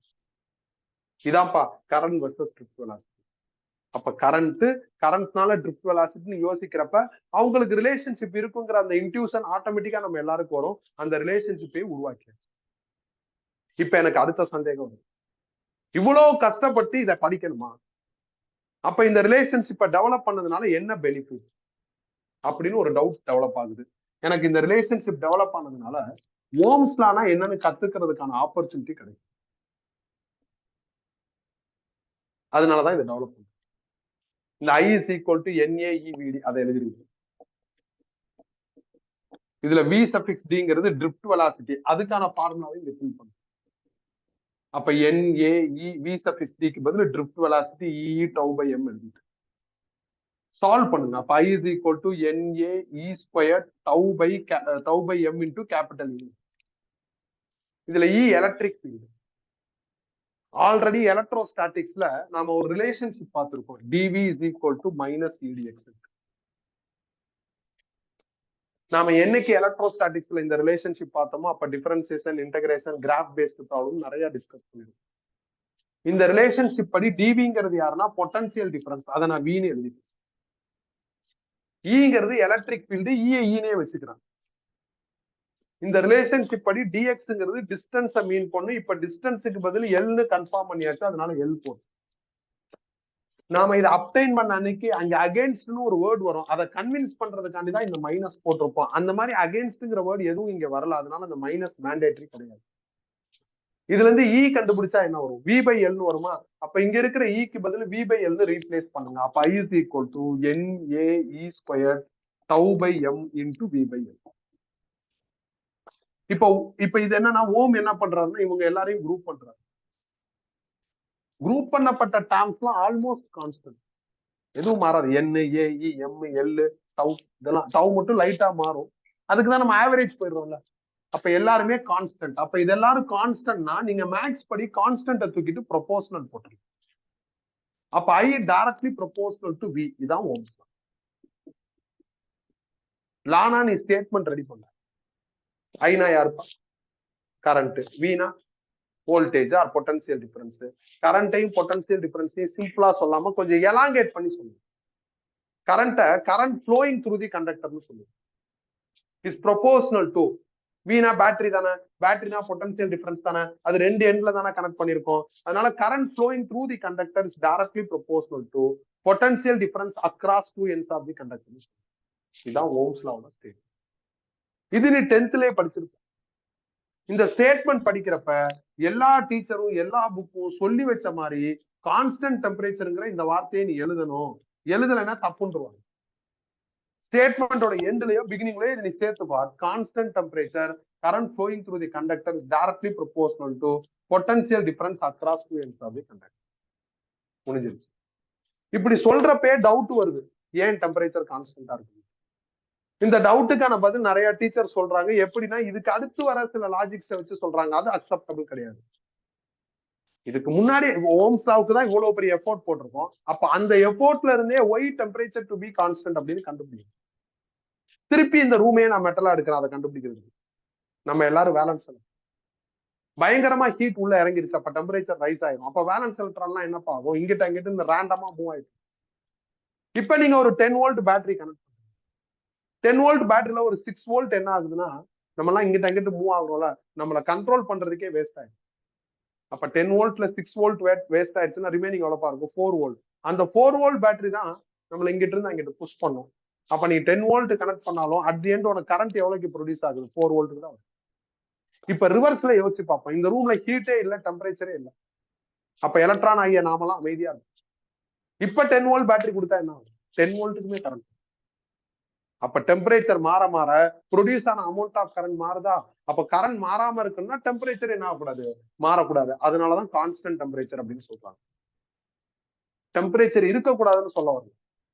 எப்படி டெம்பரேச்சர் அவாய்ட் பண்ண முடியும்? சன்ல இருந்து நைட் நேரத்துலயும் நம்மளுக்கு என்ன ஆகும்? சர்டைன் டெம்பரேச்சர் மெயின்டைன் ஆகிட்டே தான் இருக்கும். ரூம் டெம்பரேச்சர் ஒரு 30 டிகிரி செல்சியஸ் மெயின்டைன் ஆகும். We can't reduce, but we can sustain or maintain. டெம்பரேச்சரை மெயின்டைன் பண்ணிட்டு எக்ஸ்பெரிமெண்ட் செஞ்சா கரெக்டா ஆகும். அதாவது காலைல ஒரு 7 மணிக்கு ரோட்ல ஓம்ஸ் லாவை வெரிஃபை பண்ணி பாக்குறேன், அப்போ ஒரு ஆன்சர் வரும். அதே ரோட்ல அதே இடத்துல மதியம் ஒரு 2 மணிக்கு வெரிஃபை பண்ணி பாரு, வேற ஆன்சர் வரும். நீ 2 தடவை ரோட்ல செய்யாம லேப்ல டெம்பரேச்சரை மெயின்டைன் பண்ணி செஞ்சு பாரு, ஒரே ஆன்சர். அவ்வளவுதான், முடிஞ்சிருச்சு. Ohm's law படிச்சாச்சு. இப்ப எனக்கு திருப்பி சந்தேகம் வருது, ஏன் ஓம்ஸ் லாவை படி? அதான் அடுத்த சந்தேகம். ஏன் ஓம்ஸ் லாவை படிக்கணும்னு தெரிஞ்சுக்கிறதுக்கு திருப்பி நான் ஓம்ஸ் லானே டைட்டில் ஆரம்பிக்கிறேன். ஓம்ஸ் லானா யாருப்பா? Current flowing through the conductor is directly proportional to potential difference across two ends of the conductor. Maths என்னப்பா சொல்லுது? ப்ரொபோஷனல் எடுத்துக்கிட்டு ஒரு கான்ஸ்டன்ட் போட சொல்லுது. ஓம் வந்து 1/r ஒரு கான்ஸ்டன்ட். ஆக்சுவலா இங்க குரூப் பண்ணி ரவுண்ட் பண்ண அந்த டேர்முக்கு தான் இவர் என்ன ரீப்ளேஸ்மெண்ட் கொடுத்திருக்காரு? 1/rங்கிற ரீப்ளேஸ்மெண்ட் கொடுத்திருக்காரு. அப்போ 1/rக்கு பதில் நம்ம இதை எழுதலாம். அதை நான் இந்த ஓரமா எழுதி வச்சுக்கிறேன். 1/r is equal to என்ன இருக்கு? NaE² tau by ml. இதுல இருந்து நான் ஆர் கண்டுபிடிச்சா என்ன ஆகும்னா ml divided by NaE² down வரும். மேக்சிமம் ஆஃப் புக்ல இந்த ஃபார்முலா இருக்காது. இந்த மாதிரி ஒரு சினாரியோவே இருக்காது. நான் சொல்ற ரூட் படி போனா இதெல்லாம் கிடைக்கும். நம்ம சேஃபா இருக்கும், படிக்கிறது கிளியரா இருக்கும். சரி, இப்ப இந்த ஆர ஓம் உருவாக்கிட்டாரு. ஆர்னு ஒரு கேரக்டர். இந்த ஃபார்முலா வச்சு அந்த ஆர்னா என்னன்னு சொல்றதுக்கு, எக்ஸ்பிளைன் பண்றதுக்கு ட்ரை பண்றாரு. பட் அவருக்கு அது ஃபெயில் ஆகுது, பண்ண முடியல. காரணம் என்னன்னா நிறைய சிம்பிள்ஸ் இருக்கு. ஒரு ஃபார்முலால இல்ல ஒரு நொட்டேஷன்ல நிறைய சிம்பிள்ஸ் இருந்ததுன்னா டிஃபைன் பண்றது கஷ்டம். 2 இருந்தா பண்ணலாம் பாருங்க. 2 இருக்கா ஈஸியா பண்ணிடலாம். புரியுதோ இல்லையோ பண்ணிடலாம். மொபிலிட்டிலாம் ஈஸியா பண்ணலாம். அந்த மாதிரி அங்க பண்ண முடியல. அங்க பண்ண முடியலங்கிறதுனால இங்க இருந்து ஆர் கண்டுபிடிக்கிறாரு. இங்க இருந்து ஆர் கண்டுபிடிச்சா என்னப்பா ஆகும்? V/I. இப்ப இதை நீங்க ஸ்டேட்மெண்டா மாத்துனீங்கன்னா டெபினிஷன் கிடைக்கும். கொஞ்சம் டீடைல்டு ஸ்டேட்மெண்டா மாத்துவோம், சுருக்கமா இல்லாம டீடைல்டா மாத்துவோம். அப்படி டீடைல்டா மாத்தணும்னா இந்த டிவிஷன் ரேஷியோ அப்படின்னு ஆரம்பிக்கும். அப்ப ரேஷியோ பிட்வீன், வீணா யாரு, potential difference across two ends of the conductor, ஐனா current flowing through the conductor. அப்ப இந்த ஆறுங்கிற இந்த நொட்டேஷனை ரெசிஸ்டன்ஸ் நேம் பண்ணிட்டு டெஃபினிஷனா ஆரம்பிக்கிறாரு. Resistance is defined as the ratio between potential difference across two ends of the conductor and current flowing through the conductor அப்படிங்கிறாரு. இதோட unit ஓம். ஓம நீங்க OHMனு எழுதலாம், இல்லைன்னா இந்த மாதிரி சிம்பிள் கூட போட்டு டிஃபைன் பண்ணிட்டாரு. நான் ஆல்ரெடி சொன்னதான், ஃபார்முலா வச்சு டெஃபினிஷன் எழுதுனா புரியாது.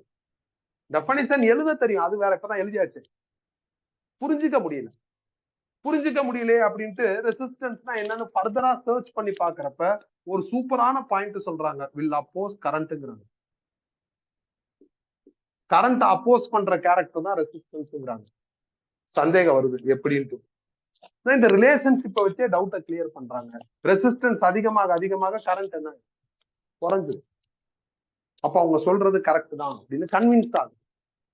இன்னொரு பாயிண்டே இங்க சேர்த்து சொல்றாங்க, நாங்க இந்த மாதிரி கரண்ட் அப்போஸ் பண்றதுனாலதான் அதுக்கு ரெசிஸ்டன்ஸ்னே பேர் வச்சோங்கிறாங்க. ரெசிஸ்ட்னா தடுக்கிறது, இது கரண்ட்டை தடுக்குது, அதனாலதான் ரெசிஸ்டன்ஸ்ங்கிறாங்க. இன்னும் கன்வின்ஸ் ஆகுது. இப்படி கன்வின்ஸ் ஆனதுனால ரெசிஸ்டன்ஸை பத்தி டேக் ஓவர் பண்ணிட்டு அப்படியே சர்க்கியூட் அனாலிசிஸ்னு சில ப்ராப்ளம், சில தியரி எல்லாம் படிக்கிறப்ப ஏன் கெரியர்ல சீரிஸ் சர்க்கியூட்னு ஒண்ணு படிச்சது. நிறைய ரெசிஸ்டன்ஸ் சீரிஸ்ல இருந்தது. இப்ப இதுல 10 ஆம்பியர் கரண்ட் ஃப்ளோ ஆகுது. மேல இருக்கிற ஸ்டேட்மெண்ட் படி என் மூளை என்ன அன்னைக்கு சொல்லுச்சுன்னா, இதுல 10 ஆம்பியர் போகுதுன்னா ரெசிஸ்டன்ஸ் இல்ல அப்போஸ் கரண்ட், அப்ப இங்க என்ன ஆகணும், கொஞ்சம் கொஞ்சமா குறைஞ்சி 9, 8, 7 வரும் அப்படின்னு எதிர்பார்த்தேன். வரல, 10 ஆம்பியர் தான் எல்லா இடத்துலயும் வருது. டவுட் வருது. நான் 12th இதை படிக்கல, இன்ஜினியரிங்ல தான் எனக்கு வந்துச்சு. அப்ப அந்த ப்ரொஃபஸர்ட்டே கேட்கிறேன், ஃபர்ஸ்ட் செமஸ்டர்லயோ செகண்ட் செமஸ்டர்லயோ படிச்சேன், கேட்கிறேன் ரெசிஸ்டன்ஸ் கரண்ட் அப்போஸ் பண்ணு சொல்றாங்க, ஆனா இங்க ஒரே கரண்ட் ஃப்ளோ ஆகுது எப்படின்ட்டு. அவர் மாத்தி ஒரு பதில் சொன்னாரு, இது சீரிஸ் சர்க்கியூட். சீரிஸ் சர்க்கியூட்டோட பேசிக் கண்டிஷனே என்ன, ஒரே கரண்ட் தான் ஃப்ளோ ஆகும் அப்படிங்கிற. சரி, அந்த கண்டிஷன் தான் சீரிஸ் சர்க்கியூட்டுக்கு இருக்குன்னா மேல சொன்ன கண்டிஷன் அப்ப அந்த நேரத்துல டிஸ்ஓபே ஆகுது அப்படின்னு அடுத்த கேள்வி கேட்கிறப்ப அவர் என்ன பண்றாரு, கேள்வி அவருக்கு புரிஞ்சிருச்சு, பதில் இல்ல, அதனால விலகிட்டாரு. அப்புறம் பாத்துக்கலாம், நீ குழப்பிக்கிற அப்படி இப்படின்னு அனுப்பிச்சு விட்டாரு. அதுக்கப்புறமா அவரை தேடின மறைஞ்சிடறாரு, நவுந்து போறாரு, பதிலே சொல்ல. அதுக்கப்புறமும் ஒரு சில ப்ரொஃபஸர்கிட்ட கேட்டு பார்த்தா யாரும் என்ன பண்ணல, கிளாரிட்டி கொடுக்கல. நானும் விட்டுட்டேன். திடீர்னு எனக்கு ஒரு நாள் ஒரு ஐடியா கிடைச்சிருச்சு, இதுக்கு என்ன பதில். ஆக்சுவலா இது ரெண்டுமே கரெக்ட் தான். இப்ப இது ரெண்டுமே கரெக்ட்னா என்ன பார்த்தோம், நம்ம புரிஞ்சுக்கிட்டதான தப்பா இருக்குன்னு அர்த்தம். அப்ப அந்த தப்பை நம்ம சரி பண்ணியே ஆகும். எனக்கு வந்த டவுட் உனக்கு வந்துருச்சுன்னா லெசன் காலி. அதனால நானே என்ன டவுட் உனக்கு வரும்னு சொல்லி நானே ஆன்சரை சொல்லிட்டேன்னா ஸ்மூத்தா போயிடும். அப்ப நான் ஒரு சின்ன சர்க்கியூட் எடுக்கிறேன், 3 ஓம் ரெசிஸ்டார் போடுறேன், ஒரு கம்பெனி பேட்டரி வாங்குறேன், ஸ்டாண்டர்டா ஒரு பேட்டரி வாங்குறேன் 30 ஓம். இப்ப இதே சர்க்கியூட்ல நான் இன்னொரு ரெசிஸ்டன்ஸ் எக்ஸ்ட்ராவா இன்க்ளூட் பண்றேன், ஒரு 3 ஓம், ஒரு 2 ஓம், ஒரு 30 வோல்ட் பேட்டரி கனெக்ட் பண்றேன். அதே பேட்டரி கனெக்ட் பண்றேன், அதே கம்பெனி. ஓம்ஸ்ல அப்படி கரண்ட்டை கால்குலேட் பண்றேன். கரண்டோட ஃபார்முலா V/R. அப்ப 30/3 எவ்வளவு வரும்னா 10 ஆம்பியர். அப்ப இதுல ஃப்ளோ ஆகுற கரண்ட் 10 ஆம்பியர். அதே ஓம்ஸ்ல அப்படி கரண்ட் கண்டுபிடிக்க போறேன், V/R, V30, R3 + 2 5 ஓம். அப்ப எவ்வளவு வரும்னா 6 ஆம்பியர் வரும். இதுல ஃப்ளோ ஆகுற கரண்ட் 6 ஆம்பியர். இப்ப பாருங்களேன், இந்த சர்க்கியூட்டோட இங்க ரெசிஸ்டன்ஸ் என்ன இருக்கு, இன்க்ரீஸ் ஆயிருக்கா. ரெசிஸ்டன்ஸ் இன்க்ரீஸ் ஆனவனே கரண்ட் குறைஞ்சிருச்சு பாருங்க. அப்ப ரெசிஸ்டன்ஸ் வில் அப்போஸ் கரண்ட்ங்கிறது கரெக்ட். எவ்வளவு அப்போஸ் பண்ணும், இது ரெண்டையும் கம்பேர் பண்ணுங்க தெரிஞ்சு. இப்ப இதுல 10 ஃப்ளோ ஆகுது, இதுல 6 ஃப்ளோ ஆகுது. அப்ப எவ்வளவுப்பா இந்த சர்க்கியூட் அப்போஸ் பண்ணிருக்கு, 4 ஆம்பியர் அப்போஸ் பண்ணிருக்குன்னு இந்த சர்க்கியூட் ரெஃபரன்ஸா இருந்தா இதை வச்சு இது 4 ஆம்பியர் அப்போஸ் பண்ணிருக்குன்னு ஈஸியா சொல்லிடலாம். நாளைக்கு இது ரெஃபரன்ஸ் இல்லைன்னு வச்சுக்கோங்களேன், இது எவ்வளவு அப்போஸ் பண்ணுதுன்னு சொல்ல முடியாது. இதுதான் முக்கியமான பாயிண்ட். அப்போ ஒரு சர்க்கியூட் எவ்வளவு கரண்ட் அப்போஸ் பண்ணுதுன்னு உன்னால சொல்ல முடியாது. அப்ப எதை சொல்ல முடியும், எவ்வளவு கரண்ட் உள்ள போகுதோ அதை மட்டும் தான் சொல்ல முடியும். அப்ப இந்த சர்க்கியூட் பர்மிட் பண்ண கரண்ட் எவ்வளவு, 6 ஆம்பியர். அப்ப இங்க எவ்வளவு வரும், 6 ஆம்பியர். இங்கேயும் 6 ஆம்பியர். இததான் சீரீஸ்ல ஒரே கரண்ட் போகும்னு சொல்லி என்ன பண்றாங்க, லேட்டரா சொல்றாங்க. அப்ப இந்த சர்க்கியூட் பர்மிட் பண்ற கரண்ட் எவ்வளவு, 10 ஆம்பியர். அது ஃபுல்லா 10 ஆம்பியர். இப்ப நான் ஒரு ரெசிஸ்டன்ஸ்னா கரண்ட்டை நான் கண்டிப்பா அப்போஸ் பண்ணுவேன். ஹவு மச் ஐ அப்போஸ் தெரியாது, யாராலையும் கண்டுபிடிக்க முடியாது. எவ்வளவு நான் பர்மிட் பண்றேன்னா அதை தான் கண்டுபிடிக்க முடியும் பை ஓம்ஸ்ல. அதை தான் அம்மீட்டர் வச்சு மெஷரும் பண்ண முடியும். அப்போஸ் ஆகிற கரண்ட்டை கண்டுபிடிக்க முடியும். இப்ப இதுலயே நான் இன்னொரு 3 ஓம் போட்டா என்ன ஆகும்? இன்னும் கரண்ட் குறைஞ்சிடும். கரெக்ட் தானே? அப்ப அடுத்த சர்க்யூட்ல நீ அந்த மாதிரி போட்டா இன்னும் குறையும். இதுலயே நான் 2 ஓம் போட்டா கரண்ட் ஜாஸ்தி ஆகும். அப்போ ஒரு ரெஃபரன்ஸ் இருந்தாதான் ப்ரீவியஸோட கம்பேர் பண்றப்ப இங்க குறைஞ்சிருக்கு கூடி இருக்குன்னு சொல்ல முடியும். ரெஃபரன்ஸ் இல்லைன்னு நீ எப்படி சொல்லுவா? அப்ப ரெஃபரன்ஸ் இல்லாம யோசி. we can't able to calculate the opposing current. we can able to calculate only the allowable or permittable current of network. அப்ப ரெண்டுமே கரெக்ட் தான், எந்த தப்பும் இல்லை. நாம குழப்பிக்காம இருக்கணும், அதான் முக்கியம். இந்த இடத்துல எனக்கு இன்னொரு ஐடியா கிடைக்குது. என்ன ஐடியானா, நாம ஏன் ரெசிஸ்டன்ஸ் பத்தி படிக்க கூடாதுங்கிற ஐடியா. ஏன்னா ரெசிஸ்டன்ஸ் கரண்டோட எனிமியா இருக்கு. நீ கரண்ட பத்தி படிக்கிறதுக்கு பதிலா ரெசிஸ்டன்ஸ பத்தி படிச்சா ஆட்டோமேட்டிக்கா கரண்ட பத்தி கத்துக்கிற மாதிரி ஆயிடும். இவ்வளவு நேரம் நம்ம கரண்ட பத்தி தான் படிச்சிருக்கோம். டைரக்டா இல்லாம கொஞ்சம் இன்டைரக்டா படிச்சிருக்கோம். கரண்டா ஃபர்ஸ்ட் எடுத்தோடனே கரண்ட படிச்சோமா, அடுத்து கரண்ட்னால வர ட்ரிஃப்ட் வெலாசிட்டி, அடுத்து அந்த ரிலேஷன்ஷிப்ல வர ஸ்கேலார் வெக்டார் பிரச்சனையை சரி பண்ற லாஜிக், ரிலேஷன்ஷிப்பை வச்சு ஓம்ஸ்லா படிக்கிறப்ப வர புது கேரக்டர் ரெசிஸ்டன்ஸ், அந்த ரெசிஸ்டன்ஸ் கரண்ட் அப்போஸ் பண்ணுது. எல்லா இடத்துலயும் கரண்ட் ரிலேட் ஐங்கிற சிம்பிள் இல்லாம எந்த டெரிவேஷன் இருக்கு? எல்லாமே அப்படிதான் டிராவல் ஆயிருக்கு. அப்படி கரண்ட்ங்கிற அந்த கேரக்டரை இந்த ஆறுங்கிற கேரக்டர் அப்போஸ் பண்ணுதுன்னா அப்ப ஆரை பத்தி படிக்கலாமே, அதான் பிளான். நம்மள அறியாமலே ஆரை பத்தி படிக்க ஆரம்பிச்சு. ஆல்ரெடி படிச்சாச்சு பாருங்க. ரெசிஸ்டன்ஸ் என்னன்னு டிஃபைன் பண்ணிட்டோம், யூனிட் எழுதியாச்சு, அதோட ஆட்டிடியூட் என்னன்னு செக் பண்ணியாச்சு, சீரிஸ் சர்க்யூட்ல ஏன் ஒரே கரண்ட் ஃப்ளோ ஆகுது அப்படிங்கிறது புரிஞ்சிருச்சு. அதாவது இங்க வர்ற டவுட் எல்லாம் ரெக்டிஃபை ஆகி ஆல்மோஸ்ட் ரெசிஸ்டன்ஸ்க்கான கிளாரிட்டி கிடைச்சிருச்சு. இந்த நாலேஜோட கடையில போய் ஒரு ரெசிஸ்டன்ஸ் வாங்கிட்டோம். இப்பதான் புது டவுட் வருது, அது ரெசிஸ்டன்ஸ் எப்படி நம்புறதுங்கிற டவுட். சரி, அதை நம்புறோம்னே வச்சுப்போம். அதுல ஒரு வேல்யூ இருக்கு 10 ஓம் 20 ஓம். அந்த வேல்யூ தான் அதுக்கு வருமா இல்ல வேரி ஆகுமான்னு எப்படி கண்டுபிடிக்கிறது அப்படிங்கிற டவுட் வருது. அப்ப நாம ரெசிஸ்டன்ஸை எப்படி டிசைன் பண்றதுன்னு கத்துக்கிட்டா, டிசைன்ல நம்மளுக்கு ஐடியா இருந்தா, நம்ம மார்க்கெட்ல போய் ரெசிஸ்டன்ஸ் பர்ச்சேஸ் பண்ணா அது ரெசிஸ்டன்ஸ் தான் அப்படின்னு கன்ஃபார்மும் பண்ண முடியும். அதோட வேல்யூ எப்படி அவங்க கண்டுபிடிச்சிருப்பாங்க அப்படிங்கறத வெரிஃபை பண்ணி பார்க்கணும். அப்ப என்னோட அடுத்த title how to design resistor, இதுதான் அடுத்த டைட்டில். ரெசிஸ்டார்ங்கிறது காம்பனன்ட், அதோட வேல்யூ தான் ரெசிஸ்டன்ஸ். இப்ப இந்த காம்பனண்ட்டை எப்படி டிசைன் பண்றது? கன்ஃபியூஷன் வரணுங்கிறதுக்காண்டியே நான் 3 மெட்டீரியல் எடுத்துக்கிறேன். பொதுவா கன்ஃபியூஷன் வரக்கூடாதுன்னு எல்லாரும் யோசிப்பாங்க, நான் அப்படி யோசிக்கிறேன். கன்ஃபியூஷன் வரணும் அப்படிங்கிறதுனால ஒரு 3 மெட்டீரியல் எடுத்துக்கிறேன். அந்த 3 மெட்டீரியலோட length and area of cross செக்ஷனை ஈவனா பிக் பண்றேன்.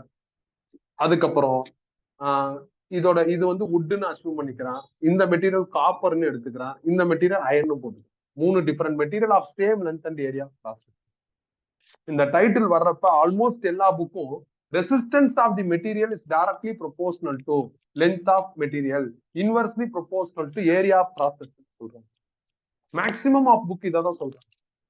எப்படின்னு சொல்லல, ஒரு சில புக்கு மட்டும் விதிவிலக்கு இத சொல்லிட்டு இது உண்மைன்னு நிரூபிக்கிறதுக்கு ஒரு சின்ன எக்ஸ்பிளனேஷன், ஒரு எக்ஸாம்பிள் மாதிரி போட்டு வச்சிருப்பாங்க. அதாவது இது உண்மைதான், இது தப்பு இல்லை அப்படின்னு இந்த பக்கம் போய் வெரிஃபை பண்றது ரிவர்ஸ் ஸ்டைல். இது எப்படி வந்துச்சுன்னு கண்டுபிடிக்கிறதா அக்யூரேட் ஸ்டைல். நாம தான் ஓம்ஸ் லா இவ்வளவு சிஸ்டமேட்டிக்கா படிக்கிறோமே, அப்ப நம்மளால கண்டுபிடிக்க முடியும். அதுக்கு நீங்க என்ன பண்ணா, ஓம் ஒதுக்கி வச்ச ஃபார்முலாவுக்கு போகணும். ஓம் ஒதுக்கி வச்ச ரெசிஸ்டன்ஸ் ஃபார்முலா இதான், mL/NA². இதுல பாருங்களேன், R டைரக்ட்லி ப்ரொபோர்ஷனல் டு என்னவா இருக்கு, L inversely proportional to area of cross செக்ஷனா இருக்குன்னு அங்க இருந்து தான் இது எழுதுறோம். So we have evidence. அதனால நம்ம இது எப்படி வந்துச்சுன்னு ரொம்ப போட்டு குழப்பிக்க வேண்டிய அவசியம் இல்லை. ஓகேவா? இப்ப பாருங்களேன், இப்ப இந்த ஃபார்முலா படி இந்த 3 மெட்டீரியலுக்கும் நான் சப்போஸ் ரெசிஸ்டன்ஸ் கண்டுபிடிச்சா ஒரே ஆன்சர் வரும். கரெக்டா? ஏன்னா 3 மெட்டீரியலுக்கு லென்த் ஏரியா எப்படி எடுத்திருக்கேன், ஈவனா எடுத்திருக்கேன். அப்ப லென்த் ஏரியாவையும் போட்டா ஆன்சர் எப்படி இருக்கும், ஒரே மாதிரி வரும். ஆனா ஒரே மாதிரி வரக்கூடாது. ஏன்னா வுட்டுக்கு ரெசிஸ்டன்ஸ் ஜாஸ்தி, காப்பர் அண்ட் அயனுக்கு கம்மி. எப்படி? வுட் இன்சுலேட்டர், கரண்ட் அப்போஸ் பண்ணும், கரண்ட் அப்போஸ் பண்ற கேரக்டர் தான் ரெசிஸ்டன்ஸ். அப்ப இதுக்கு ரெசிஸ்டன்ஸ் ஜாஸ்தியா இருக்கு. காப்பரும் அயனும் கண்டக்டர், கரண்ட நல்லாவே பர்மிட் பண்ணும், அப்ப இதுக்கு ரெசிஸ்டன்ஸ் கம்மியா இருக்கு. ஆனா அட் பிரசன்ட் இந்த ஃபார்முலா படி எல்லாருக்கும் எப்படி இருக்கு, ஈக்குவலா இருக்கு. ஆனா நம்மளுக்கு எப்படி இருக்கணும், அன்ஈக்குவலா இருக்கணும். அப்பதான் ஓம் புத்திசாலித்தனமா யோசிச்சு இன்னொரு புது கேரக்டரை உள்ள எடுத்துட்டு வராரு. அதோட சிம்பிள் ரோ. இந்த ரோவுக்கு ஒரு பேர் வைக்கிறாங்க. என்ன பேருனா ரெசிஸ்டிவிட்டி. அப்புறம் லேட்டரா இன்னொரு நேம் இது கொண்டு வந்தாங்க, ஸ்பெசிபிக் ரெசிஸ்டன்ஸ். பொதுவா ப்ரொபோஷனல் தூக்கிட்டு ஒரு டேர்ம் போட்டா அது என்னப்பா, கான்ஸ்டன்ட் ஃபார் சேம் மெட்டீரியல். அதே நேரத்துல rho probably a variable for different material.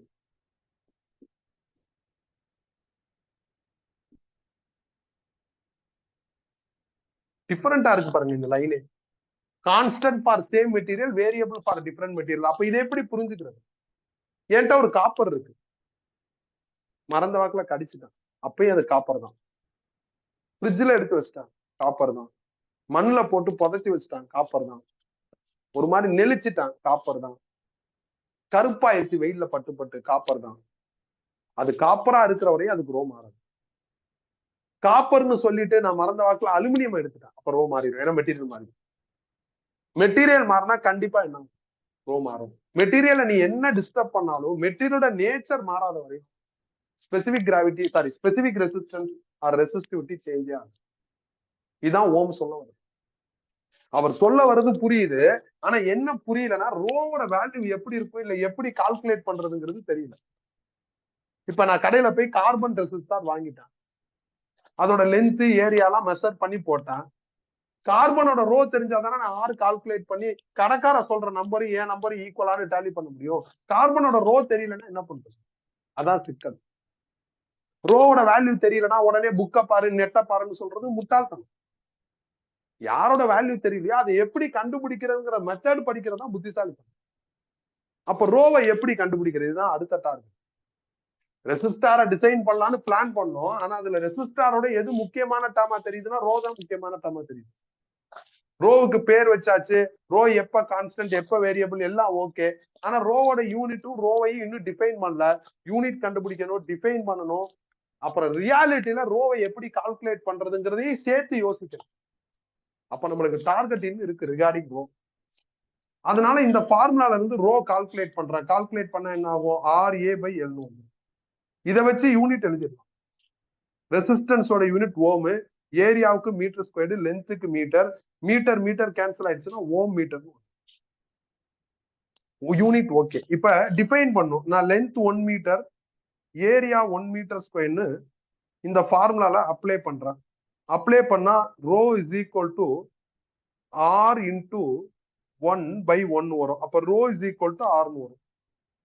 இது அப்படியே ஸ்டேட்மெண்டா மாத்தினா டெஃபினிஷன் கிடைக்கும்.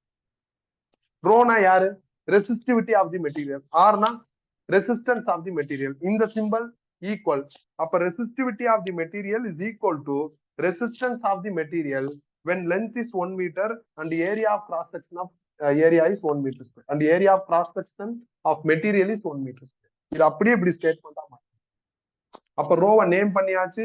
ரோ எப்ப கான்ஸ்டன்ட், எப்ப வேரியபிள், எப்ப யூனிட், யூனிட் என்ன, ரோவை எப்படி டிஃபைன் பண்றது எல்லாம் ஓகே.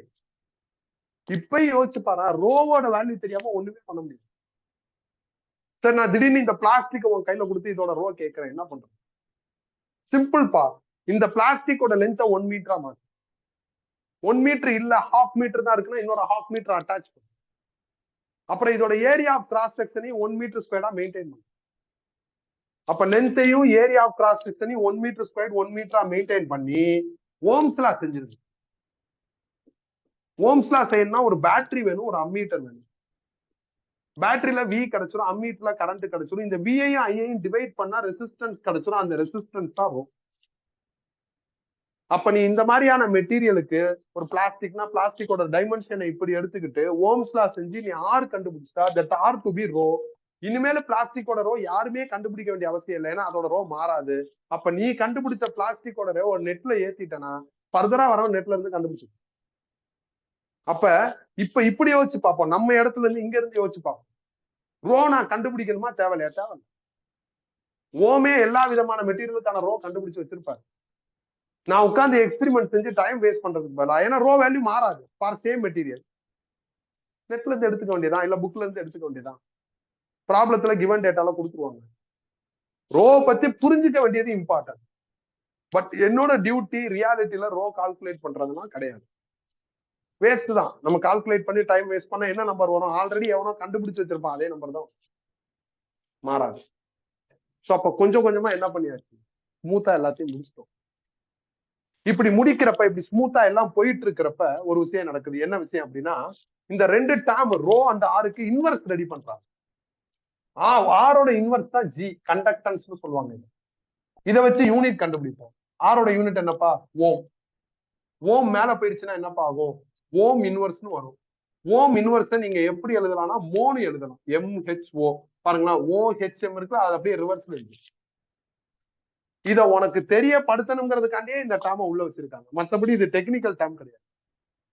ஓமோட இன்வெர்ஸ் தான் மோ அப்படின்னா அது உனக்கு என்னன்னு தெரியணுங்கிறதுனால ஒரு புது டேர்ம் கண்டக்டன்ஸ். நீ இதை இப்படி கூட எழுதலாம்ப்பா. 1 ஓமுக்கு சிம்பிள் போடுங்க, ஓம் மேல கொண்டு போயிட்டா ஓம் இன்வெர்ஸ்னு வந்துரும். ஓம் இன்வெர்ஸ் தான் மோனு நீங்க இப்படி கூட எழுதலாம். அதே மாதிரி இன்னொரு டம்மி டம்மியை எடுத்துட்டு வராங்க. அதுக்கு பேர் என்ன அப்படின்னா சிக்மா கண்டக்டிவிட்டி. இது கண்டக்டன்ஸ், இது conductivity, which is reciprocal of resistivity. Unit கண்டுபிடிங்க. 1 ரோவோட யூனிட் என்ன என்ன என்ன கண்டுபிடிச்சிருக்கோம், ஓம் மீட்டர். அது மேல போயிருச்சுன்னா என்ன ஆயிரும், ஓம் இன்வெர்ஸ் மீட்டர் இன்வெர்ஸ் வந்துடும். ஓம் இன்வெர்ஸ் மீட்டர் இன்வெர்ஸ் நீங்க எப்படி எழுதலாம், மோ மீட்டர் இன்வெர்ஸ். முடிச்சாச்சு. பர்ஃபெக்டா ஓம்ஸ் லாவை படிச்சாச்சு. எல்லாம் படிச்சு முடிச்சதுக்கு அப்புறம் ஒரு சிக்கல் வரும். என்ன சிக்கல்னா படிச்சதெல்லாம் தப்பு, அதான் சிக்கல். ஏன் தப்புனா, மேத்தமெட்டிஷியன் அப்ரூவ் பண்ணாத இந்த ரிலேஷன்ஷிப்பை வச்சு எல்லாத்தையும் பண்ணிட்டு இருக்கு. இப்ப யாரும் ஒத்துக்க மாட்டாங்க. அப்படின்னா நாம என்னப்பா பண்ணுவோம், மேத்தமெட்டிஷியன் அப்ரூவ் பண்ண ரிலேஷன்ஷிப்பை வச்சு திருப்பி ஓம்ஸ் லா படிக்கும். அதுக்கு பேர் ஓம்ஸ் லா இன் வெக்டார் ஃபார்ம், இல்லைன்னா ஓம்ஸ் லா இன் மைக்ரோஸ்கோபிக் மாடல். இப்ப அதை தான் டெரைவ் பண்ண போறேன். ட்ரிஃப்ட் வெலாசிட்டி ஃபார்முலா மட்டும் ஞாபகம், ஏன்னா அதை அழிச்சு தான் எழுத போறோம். எதையும் அழிக்காத காரணம் ஒரு கோர்வையா போகணுங்கிறது. ஓகே தானே? அப்ப ஓம்ஸ் லா இன் வெக்டார் ஃபார்ம் பார்த்துருவோம். லென்த்தி கிடையாது, செம சிம்பிள் இது.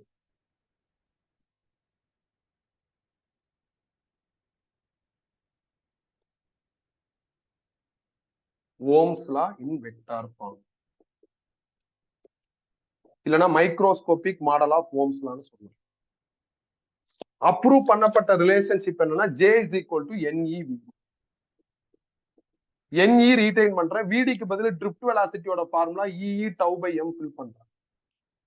அப்ப J is equal to NE square tau by m into capital E.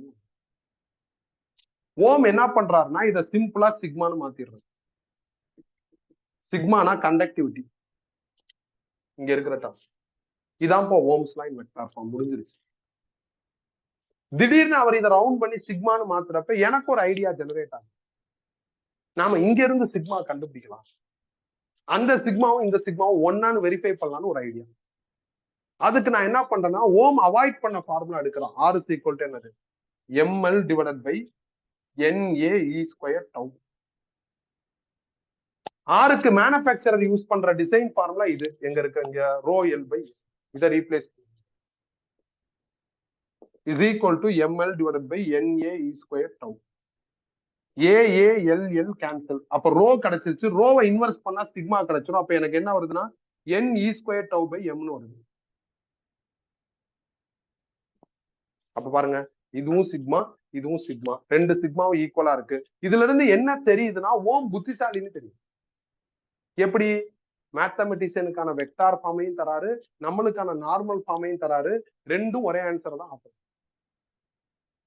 Okay, இதெல்லாம் செம புத்திசாலி அவரு. ஓம் கரெக்டா டீல் பண்ணிருக்கு.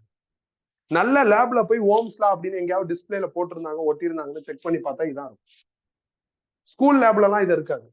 ஸ்கூல் லேப்லாம் ஓம்ஸ் லானா V is equal to IR னு இந்த ஃபார்முலா. நாம லேப்ல ஓம்ஸ் லா வெரிஃபை பண்றதுன்னா இதை தான் வெரிஃபை பண்ணுவோம், அதை பண்ண மாட்டோம். ஹையர் லெவல்ல இதை தான் வெரிஃபை பண்ணுவோம், அதை பண்ண மாட்டோம். அவர் ஒன்னும் அதை பண்ண சொல்லல. அவர் யாரை கன்வின்ஸ் பண்றதுக்கு அதை உருவாக்குனாரோ அவங்க அதை பயன்படுத்திக்கிறது. நம்மளுக்கு இதுவே ஓகே. மேனுஃபேக்சரே லோக்கலா தான் போறாங்க. ஸ்கேலார் வெக்டார் பிரச்சனை இல்லாம ஓம் சிஸ்டம் எடுத்துட்டு போயிருக்காரு. இது பெரிய புத்திசாலித்தனம். யாராலையும் அப்படி பண்ண முடியல. ஓம் எக்ஸலண்டா பண்ணிருக்கு. இப்ப எக்ஸாம் பாயிண்ட் ஆஃப் வியூ வரும். ஓம்ஸ் லா இன் வெக்டார் ஃபார்ம் கேக்குறாங்க, நீ என்ன பண்ணுவோம், இதை மட்டும் எழுதுனா மார்க் போடணும். இந்த ரிலேஷன்ஷிப் இருக்குல்ல, அங்க இருந்து ஆரம்பிச்சு எங்க இருக்கு, இங்க இருந்து ஆரம்பிச்சு இப்படியே இங்க வந்து முடியும். நார்மலா ஓம்ஸ் லா இன் ஸ்கேலார் ஃபார்ம் கேக்குறாங்க, அப்ப என்ன பண்ணுவோம், இப்படியே போய் இங்கிட்டு போயிடும். அப்ப என்ன கேக்குறாங்களோ அதுக்கு தகுந்த மாதிரி நீ என்ன பண்ணணும், ட்ராக்க மாத்திக்கிறணும். ஆனா நீ இங்க இருந்து ஆரம்பிக்கணும். Current versus drift velocity. முடிஞ்சா ட்ரிப்ட் வெலாசிட்டியோட ஃபார்முலாவையும் சேர்த்து எழுதி அதையும் டெரைவ் பண்ணு. இதுக்கு முன்னாடி இங்க அழிச்சோம்னா அதையும் சேர்த்து டெரைவ் பண்ணு முடிஞ்சா. இப்ப நீ இதை மட்டும் எழுதுற, அப்ப நான் உன்ட்ட ஒரு கேள்வி கேட்பேன், இது எங்க இருந்து பாருங்க, அது நீ சொல்லலைன்னா மார்க் குறைச்சிடும். அடுத்து ட்ரிப்ட் வெலாசிட்டி எங்க இருந்து வந்துச்சுன்னு கேட்கறேன், இதோட ஃபார்முலா, அதை நீ சொல்லலைன்னா மார்க் குறைச்சிடும். இதான் லாஜிக். அப்ப நீ எல்லாத்தையும் சொல்லணும், எல்லாத்தையும் டெரைவ் பண்ணி காமிக்கணும். நீ சுருக்கமா எழுதுனா நான் மார்க்கையும் சுருக்கிடுவேன். நீ டீடைல்டா எழுது, நானும் மார்க்கை டீடைல்டா போட்டிருக்கேன். கொஸ்டின்ல இவ்வளவுதான் இருக்குன்னு சொல்லாத. நீ எழுதுற ரிலேஷன்ஷிப்புக்கு எனக்கு எவிடன்ஸ் கொடுக்கணும். அவ்வளவுதான், முடிஞ்சிருச்சு. இப்ப நான் இன்னும் இதை கன்சால்டேட் பண்றேன். என்னன்னா, இவ்வளவு டைட்டில் படிச்சோம்ல, current, drift velocity, relationship, scalar vector பிரச்சனை, ஓம்ஸ்லா இன் வெக்டார் ஃபார்ம், ரெசிஸ்டாரை டிசைன் பண்றது, இது எல்லாத்தையும் கன்சால்டேட் பண்ணி நான் ஒரே டைட்டிலா மாட்டேன், எபோட் ஓம்ஸ்லா. அவ்வளவுதான். About ஓம்ஸ்லால 2 part. ஓம்ஸ்லாவுக்கு முன்னாடி, ஓம்ஸ்லாவுக்கு அப்புறம். ஓம்ஸ்லாவுக்கு முன்னாடி எல்லாம் இவங்க, ஓம்ஸ்லாவுக்கு அப்புறம் இவங்களும். மொத்தமா ஓம்ஸ்லா. அவ்வளவுதான். இந்த மாதிரி 9 டைட்டில் இந்த லெசன்ல படிச்சோம். Ohm's law, resistor in series, resistor in parallel, Kirchhoff current law, Kirchhoff voltage law, இந்த 5 டைட்டிலும் பார்த்துட்டு 30 ப்ராப்ளம் டிஸ்கஸ் பண்ணோம். 5ஐயும் அட்டஸ்டிச்சா தியரியா பார்த்துட்டு 30 பார்க்கலாம். இல்லைன்னா ஒரு டைட்டிலா முடிக்க கொஞ்சம் கொஞ்சமா ப்ராப்ளம் பார்த்துக்கலாம். நாம இப்போ ஒரு டைட்டிலா முடிச்சு கொஞ்சம் கொஞ்சமா ப்ராப்ளம் பார்க்க போறோம். இது முடிக்கிறதுக்கு 3 கிளாஸ் ஆகும். 4வது கிளாஸ் ஒரு ½ an hour 15 minutes எக்ஸ்ட்ரா எடுத்து எனர்ஜி அண்ட் பவர்னு ஒரு கான்செப்ட் இருக்கு, அதுல ப்ராப்ளம்ஸ் முடிச்சிருவான். எனர்ஜினா என்ன, பவர்னா என்ன அப்படின்னு நடத்தி அதுல ப்ராப்ளம் முடிச்சிருவான். 4வது, அதாவது இது 5, இது 6, 6வது டைட்டில் முடிக்கிறப்ப 50 ப்ராப்ளம் கவர் ஆயிடும். 7வது title Wheatstone bridge, 60 problem cover ஆயிடும்.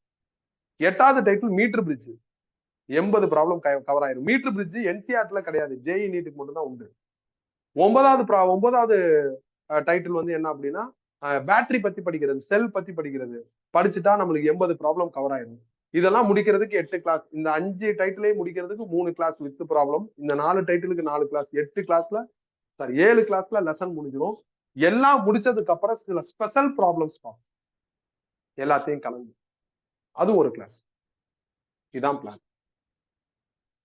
கிளியரா? முடிச்சாச்சு. இப்போ ஓம்ஸ்லா தரவா?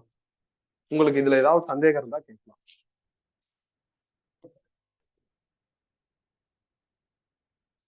நான் உங்களுக்கு கொடுத்த நோட்ஸ் கரண்ட் எலக்ட்ரிசிட்டில இந்த மாதிரி டைட்டில்ல ஒரு நோட்ஸ் இருக்கும், கரண்ட் எலக்ட்ரிசிட்டிலே போட்டு. ஆன்லைன் பேட்ச்ல இருக்கிறவங்க பாத்துக்கோங்க. இந்த மாதிரி இருக்கும். இதான் தியரி நோட்ஸ்.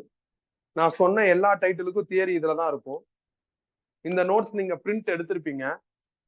ஆன்லைனுக்கு சொல்லிட்டு இருக்கேன். ஆஃப்லைன்ல இருக்கிறவங்க இந்த நோட்ஸ் எடுத்துக்கோங்க, கரெக்டா பாருங்க. ஃபர்ஸ்ட் கவனிச்சிருங்க, அதுக்கப்புறம் எடுங்க. 1, 2, 3வது பேஜ் முடிச்சிடற முழுசா, அதுக்கப்புறம் எடுத்து பார்க்கலாம். இதுல ஹவு டு டிசைன் ரெசிஸ்டார்னு ஒரு டைட்டில் இருக்கும். அதுல R is equal to rho L by formula A எழுதிருப்பேன். ரோனா resistivity or specific resistance, constant for same material, இதெல்லாம் கரெக்டா எழுதிருப்பேன். வேரியபிள் ஃபார் வரையும் கரெக்டா இருக்கும். டிஃபரெண்ட் மெட்டீரியல்னு போறதுக்கு பதிலா அவசரத்துல டிட்டோவை சேமுக்கு நேரா இழுத்து விட்டுருப்பான். அதனால நீ அந்த இடத்துல இருக்கிற டிட்டோவை அடிச்சுட்டு என்ன பண்ணு, வேரியபிள் ஃபார் டிஃபரெண்ட் மெட்டீரியல்னு அப்டேட். ஆன்லைன்ல இருக்கிறவங்க பாருங்க, இந்த இடத்துல பாத்தீங்கன்னா வேரியபிள் ஃபார் சேம் மெட்டீரியல் எழுதிருப்பான். அதை நீங்க variable for different material மாத்திருங்க.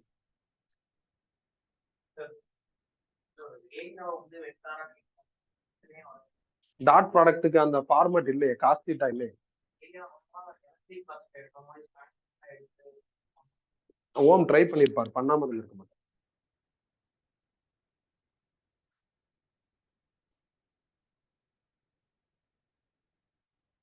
Area வந்து டபுள் வே பிளே பண்ற குவான்டிட்டி, ஸ்கேலாராவும் எடுத்துக்கலாம், வெக்டாராவும் எடுத்துக்கலாம்.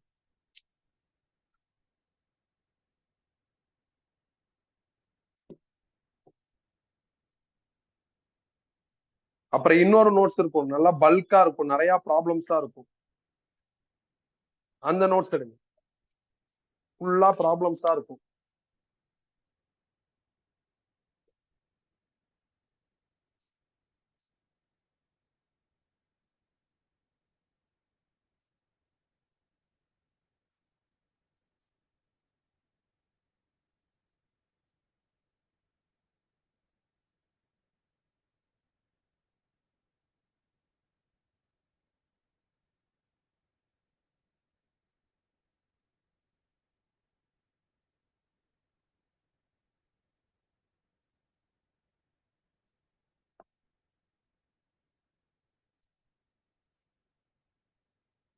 இந்த நோட்ஸ்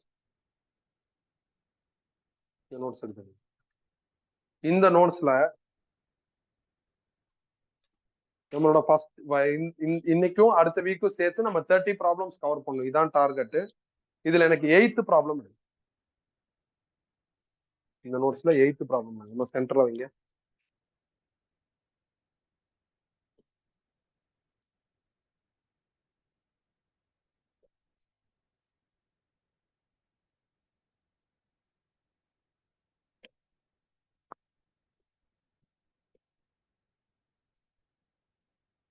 ஓம்ஸ் லாக்குள்ள ப்ராப்ளம்ஸ் கேட்டாங்கன்னா நம்மளுக்கு அது ஈஸியா இருக்கும். I is equal to NAE V suffix D. Drift velocity-யோட formula EE tau by M. Current I is equal to V by R, அதாவது ஓம்ஸ் லா. ரெசிஸ்டன்ஸோட design formula R is equal to rho L by A. இந்த மாதிரி இந்த 4 formula base பண்ணி வர problems 2 or 3 லைன்ஸ்ல நம்மளுக்கு answer offer பண்ணிடும். Entrance எக்ஸாம்ல வந்துச்சுன்னா நம்மளுக்கு லக்கு தான். ஃபார்முலாவை கரெக்டா நாம வச்சுட்டு பிளே பண்ணும். இப்ப நான் சொன்ன இந்த 4-5 ஃபார்முலாவும் உங்களுக்கு திருப்பி செமிகண்டக்டருங்கிற லெசன்ல தேவைப்படும். அப்படியே இந்த ஃபார்முலாவை அங்க யூஸ் பண்ணுவோம். ப்ராபபிளி அங்க வந்து நம்ம அகைன்லாம் டெரைவ் பண்ற மாதிரிலாம் வராது. அது தேவையில்லை. இந்த லெசன்ல ஓம்ஸ் லாவுக்குள்ளதான் இதை இந்த மாதிரி டெரைவ் பண்ணி பார்க்க முடியும். அங்க அந்த மாதிரி இருக்காது, வேற மாதிரி இருக்கும். ஆனா ஃபார்முலா மட்டும் இங்க இருந்து பிக் பண்ணி அங்க யூஸ் பண்ணுவோம். இப்ப இந்த கொஸ்டின் பாருங்க. 2 wires of the same material but of different diameters carry the same current I. If the ratio of their diameter is 2:1, then the corresponding ratio of their mean drift velocities will be. அதாவது கரண்ட்டை பத்தி பேசிட்டு drift velocity ratio கேட்டிருக்காங்க. எப்படி கண்டுபிடிக்கிறது? நம்மள்ட்ட ஒரு relationship இருக்கு, கரண்ட் வர்சஸ் drift velocity. அந்த ரிலேஷன்ஷிப்ல இருந்து ஸ்டார்ட் பண்ணுங்க. நோட்ஸை பார்க்காதீங்க. I is equal to NAE. இதுல இருந்து drift velocity கண்டுபிடிச்சா I divided by NAE. I N E retain பண்றேன். ஏன்னா நான் ஆல்ரெடி சொல்லிட்டேன். ஏங்கிறது யார் அப்படின்னா கண்டக்டரோட ஏரியா ஆஃப் கிராஸ் செக்ஷன். கண்டக்டருங்கிறது இங்க ஒயரோட area of cross section almost சர்க்கிளா தான் இருக்கும். அவங்க சொல்லணும் ஸ்கொயரு ரெக்டாங்கிள் அந்த மாதிரி சொன்னாதான், சொல்லலைன்னா அது சர்க்கிள் தான். சர்க்கிள் தான் நீங்க பையார் ஸ்கொயர். இதுல I ரீடைன் பண்றேன், N ரீடைன் பண்றேன், E ரீடைன் பண்றேன், பை ரீடைன் பண்றேன், R ரேடியஸ். ஆனா கிவன் டேட்டால டயாமீட்டர் இருக்கிறதுனால ரேடியஸை டயாமீட்டரா மாத்த போறான். அப்ப ஆருக்கு பதில் D/2 போடுங்க. அப்ப R ஸ்கொயர்னா என்ன ஆயிரும்னா D²/4. இப்ப ரேஷியோ போறதுக்கு நீங்க 2 நடுவுல 2 டாட் வச்சிருக்கோம். ஃபர்ஸ்ட் டேர்ம் என்ன இருக்குன்னா ஃபார்முலால கரண்ட் 2 ஒயர்லயும் சேம் கரண்ட், அப்ப மாறாது. அடுத்து நம்பர் 4, அது கான்ஸ்டன்ட், மாறாது. கீழே N இருக்கு. Nங்கிறது இங்க number density or electron density. டென்சிட்டினாவே மாறாது சேம் மெட்டீரியலுக்கு. அப்ப இங்க என்ன, இங்க N. அடுத்து E இன்டு பை. E எலக்ட்ரானோட சார்ஜ் வேல்யூ, அதுவும் சேஞ்ச் ஆகாது. பை கான்ஸ்டன்ட், அதுவும் சேஞ்ச் ஆகாது. Next diameter. டயாமீட்டர் ஆஃபர் பண்ணிருக்காங்க 2:1. அப்ப இங்க என்ன வரும்? 2² வரும். இங்க என்ன வரும்? 1². எல்லா டேர்மும் கேன்சல் ஆகி இங்கிட்டு 1/4 வரும். ரேஷியோ இங்க 1 வரும். கிராஸ் பண்ணிட்டா 1:4. அவ்வளவுதான். நான் ஒரு சின்ன சொதப்பல் பண்ணிருப்பேன். என்னன்னா இங்கதானே 4 இருக்கு, இந்த இடத்துல நான் இங்க 4 எழுதிருப்பேன். இதை நீங்க அடிச்சுட்டு இங்க எழுதி.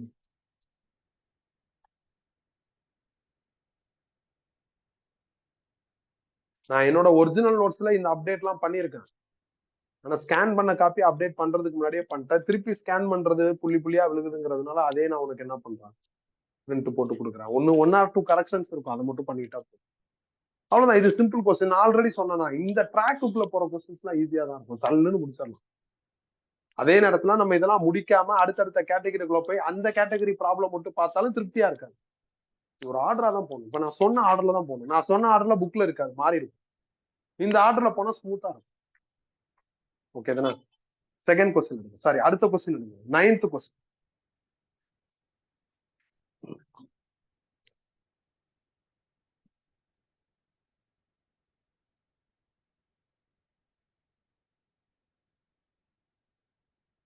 Masses of 3 wires of same material are in the ratio 1:2:3 and their length in the ratio 3:2:1. Electrical resistance of these wire will be in the ratio of. Mass ரேஷியோவும் லென்த் ரேஷியோவும் கொடுத்துட்டு ரெசிஸ்டன்ஸ் ரேஷியோ கேட்டிருக்காங்க. ரெசிஸ்டன்ஸ் லென்த் ஒரே ஒரு formula தான், R is equal to rho L by A. ரேஷியோங்கிறதுனால பிரிக்கிறேன். 3 ஒயர்னு சொல்லிட்டதுனால நடுவுல என்ன பண்ணிட்டான், டாட் வச்சுட்டான். Length ratio available. Rho resistivity constant for same material. 3 ஒயரும் சேம் மெட்டீரியல்னா ரோ மாறாது. எனக்கு ஏரியா மட்டும் கிடைச்சிருச்சுன்னா நல்லா இருக்கும். ஏரியா வந்து கான்ஸ்டன்ட் நிறைய டீச்சர் எடுத்துக்கிறாங்க, தப்பு, எடுத்துக்க முடியாது. மாஸ் ரேஷியோ கொடுத்துருக்காங்களா, அதை வச்சு ஏரியா கண்டுபிடிக்கணும். மாஸ் ரேஷியோ கொடுக்கலன்னா எடுத்துக்கோ. அப்ப மாஸ் ஏரியா எப்படி ரிலேட் பண்றது? நான் அதுக்கு டென்சிட்டிங்கிற டேர்முக்குள்ள போறேன். டென்சிட்டியோட ஃபார்முலா மாஸ் பை வால்யூம். ஒரு சின்ன ஹோல்டு, நாம வேற என்னென்ன டென்சிட்டி உள்ள இருந்து படிச்சுட்டு இருக்கோம்னு யோசிச்சு. ஸ்மால் என்ன ஒரு டேர்ம் பார்த்தோம், அதுக்கு பேர் என்னது, number density. Formula number of electrons by volume. Current டென்சிட்டின்னு ஒரு டேர்ம் பார்த்தோம், அது என்னது, கரண்ட் பை ஏரியா. ஃபார்முலா ஜேன்னு டினோட். இது சாதாரண mass density, mass by volume. அப்ப நிறைய டென்சிட்டிஸ் இருக்கு. யார பத்தி கொஸ்டின்ல பேசுறாங்க அப்படிங்கறத கவனமா போக்கஸ் பண்ணணும். இப்ப இதுல வால்யூம் வேணும். வால்யூமை ஏரியா இன்டு லென்த். ஒயரோட வால்யூம் தானே வேணும். பாருங்க, இந்த லென்த்தையும் ஏரியா ஆஃப் கிராஸ் செக்ஷனையும் மல்டிப்ளை பண்ணா வால்யூம் கிடைக்கும். இதுல இருந்து ஏரியா கண்டுபிடிச்சா என்ன ஆகும், மாஸ் டிவைடட் பை டென்சிட்டி. பொதுவா நம்ம டென்சிட்டிக்கு ரோன்னு சிம்பிள் எடுப்போம். ஆனா இங்க ரோ ஆல்ரெடி ரெசிஸ்டிவிட்டிக்கு யூஸ் பண்ணிட்டு இருக்கோம். அதனால நான் டென்சிட்டினே எழுதிட்டேன். இப்ப ஃபில் பண்ணுங்க, என்ன ஆகும், rho retain, L retain, area பதில் இதை ஃபில் பண்ணுங்க. Mass divided by density into length மேல போயிடுச்சு. அப்ப என்னப்பா ஆகும், rho density M into L ஸ்கொயர்னு வருது. ரோ சேம் மெட்டீரியலுக்கு கான்ஸ்டன்ட் மாறாது, டென்சிட்டியும் சேம் மெட்டீரியலுக்கு கான்ஸ்டன்ட் மாறாது. அடுத்து லென்த் ரேஷியோ கொடுத்துருக்காங்க 3:2:1. அப்ப 3 ஸ்கொயர் 2 ஸ்கொயர் 1 ஸ்கொயர்டு. அப்புறம் மாஸ் ரேஷியோ கொடுத்துருக்காங்க 1:2:3. அப்ப 1 2 3. இப்ப என்ன ஆகும், ரோ டென்சிட்டி கேன்சல். இது சால்வ் பண்ணா 9 வந்துரும். இது 4/2 2 வந்துரும். இது 1/3. 3 காலி பண்ணா நம்ம என்ன பண்ணலாம், அப்படியே 3 மல்டிப்ளை பண்ணலாம். அப்ப 27:6:1. இதான் சொதப்பல் பண்றாங்க. ஏரியா கான்ஸ்டன்ட் எடுத்துக்கிறாங்க. அப்படி நம்மளா எடுக்க முடியாது. டேட்டா இல்லவே இல்லைன்னா எடுக்கலாம். வேற டேட்டா இருக்குன்னா அதை வச்சு ஏரியா வர வைக்க முடியுமான்னு பார்க்கணும். வர வைக்காம எடுக்கக்கூடாது, வர வைக்காம விடக்கூடாது. டிக் பண்ணுங்க. 17th கொஸ்டின் எடுங்க.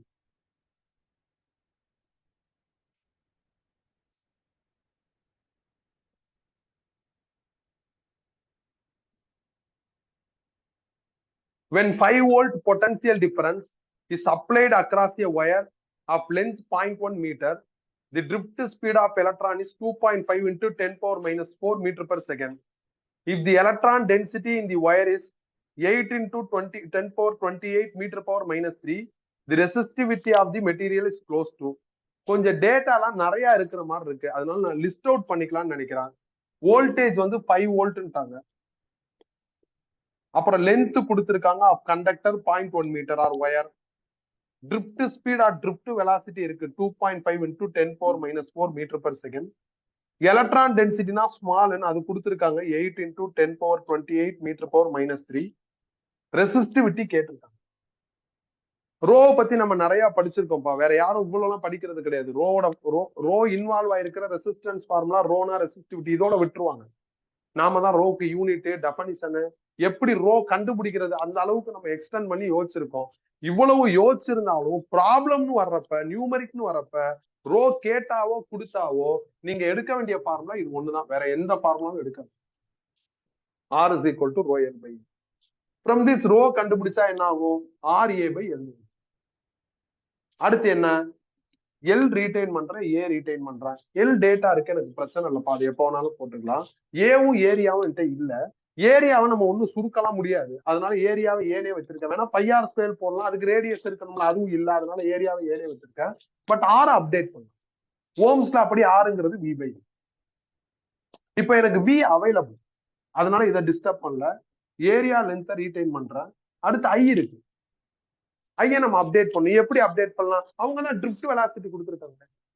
அப்ப கரண்ட்டுக்கும் ட்ரிப்ட் வெலாசிட்டிக்குள்ள ரிலேஷன்ஷிப் ஃபாலோ பண்ணுங்க. கரண்ட்டுக்கும் ட்ரிப்ட் வெலாசிட்டிக்குள்ள ரிலேஷன்ஷிப் என்ன, I is equal to NAEV suffix.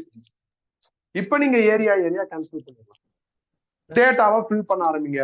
Voltage எவ்வளவு சொல்லியிருக்காங்கன்னா 5 வோல்ட், லென்த் எவ்வளவு சொல்லியிருக்காங்கன்னா 0.1 மீட்டர், நம்பர் டென்சிட்டி எவ்வளவு கொடுத்துருக்காங்கன்னா 8 × 10⁻28, எலக்ட்ரானோட சார்ஜ் வேல்யூ நம்மளுக்கே தெரியும் 1.6 × 10⁻−19, ட்ரிப்ட் வெலாசிட்டி ஆஃபர் ஆயிருக்கு 2.5 × 10⁻4. சால்வ் பண்ணி ஆன்சர் சால்வ் நீ பண்ணிக்கோ, அது நீ பாத்து. இது ஒரு டைம் ஜேஇல வந்து கொஸ்டின் லக்கு ஃபேவர் ஆகணும் பண்ணும்போது அந்த எக்ஸாம்ல நம்மளுக்கு இந்த மாதிரி ஒரு கொஸ்டின் வந்து மித்தவங்க எல்லாம் சொதப்பணும். ஏன்னா இந்த மாதிரி கேள்வி வந்தா நிறைய பேர் நல்லா எழுதிடும். ஓகே, முதல்ல எல்லாரும் இந்த மாதிரி எல்லா ஏரியாத்தையும் டச் பண்ணிடுவாங்கன்னு சொல்ல முடியாது, ரொம்ப ரேர் தான். ஓகே, நம்ம எல்லாத்தையும் படிக்கும் படிக்க படிக்க நல்ல எக்ஸ்பீரியன்ஸ் கிடைக்கும். அடுத்து எனக்கு என்ன பண்ணும் அப்படின்னா கொஸ்டின் நம்பர் 17 டிக் பண்ணிருங்க. அடுத்து எங்க போகணும்னா 22 எடுங்க. 22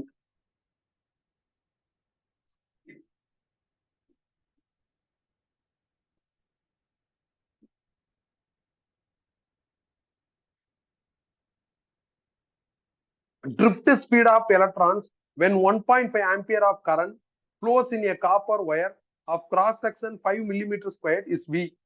If the electron density in copper is 9 × 10⁻28 per meter cube, the value of V in millimeter per second is close to. அதாவது ட்ரிப்ட் ஸ்பீடு கொடுத்துட்டாங்கப்பா, சாரி ட்ரிப்ட் ஸ்பீடு கேட்டிருக்காங்க, கரண்ட் கொடுத்துருக்காங்க. அப்படின்னா கரண்ட் வெர்சஸ் ட்ரிப்ட் வெலாசிட்டி ரிலேஷன்ஷிப்ல இருந்து ஆரம்பிங்க. I is equal to NAEV. இதுல இருந்து VD கண்டுபிடிச்சா என்ன ஆகும்னா I divided by NAEன்னு வந்துடும். I 1.5 ஆம்பியருங்கிறாங்க, நம்பர் டென்சிட்டி 9 × 10⁻28, ஏரியா எவ்வளவு சொல்லியிருக்காங்கன்னா 5 millimeter squared, அதை மீட்டர் ஸ்கொயர்டா மாத்திட்டேன். எலக்ட்ரானோட சார்ஜ் வேல்யூ போட்டா ஆன்சர் உங்களுக்கு மீட்டர் பர் செகண்ட்ல வரும். அவங்க மில்லிமீட்டர் பர் செகண்ட்ல கேட்டிருக்காங்க, மீட்டர் பர் செகண்ட்ல இருந்து மில்லிமீட்டர் பர் செகண்டுக்கு மாத்திக்கும், அவ்வளவுதான். இப்ப ஏரியா மில்லிமீட்டர் ஸ்கொயர்ல இருக்கு, அதை மீட்டர் ஸ்கொயருக்கு மாத்தி எஸ்ஐல டேட்டா போட்டு ஆன்சரையும் எஸ்ஐல எடுத்துட்டு அதுக்கப்புறம் அவங்களோட யூனிட்டுக்கு டிராவல் பண்ணும். நீ போறப்பே நான் மில்லிமீட்டர் பர் செகண்டுக்கு ட்ரை பண்றேன்னு சொதப்பிடாங்க.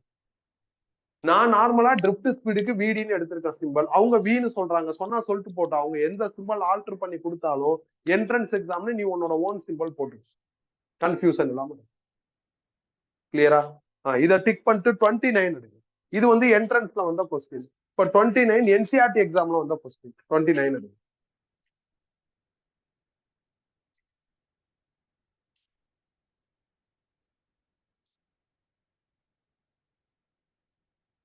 Estimate the drift speed of conduction electron of copper wire of cross-sectional area 2.5 × 10⁻−7 meter squared carrying a current of 2.7 ampere and density of conduction electron is equal to 9 × 10⁻28. Again drift speed கேட்டிருக்காங்கப்பா, current கொடுத்துருக்காங்க. அப்ப அதே formula. Current எவ்வளவு சொல்லியிருக்காங்க அப்படின்னா 2.7 ampere. N எவ்வளவு சொல்லியிருக்காங்கன்னா 9 × 10⁻28. Area எவ்வளவு சொல்லியிருக்காங்கன்னா 2.5 × 10⁻−7. எலக்ட்ரானோட சார்ஜ் வேல்யூ 1.6. போட்டா ரெண்டும் ஒரே ப்ராப்ளம் தான்.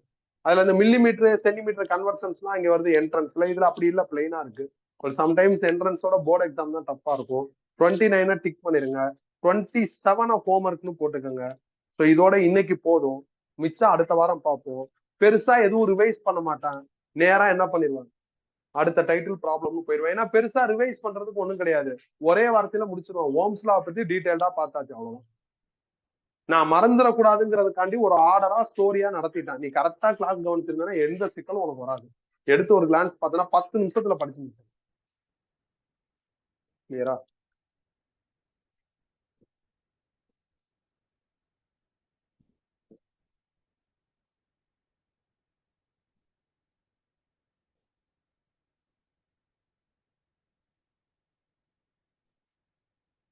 இப்போ online class students log out ஆயிக்கலாம்ப்பா.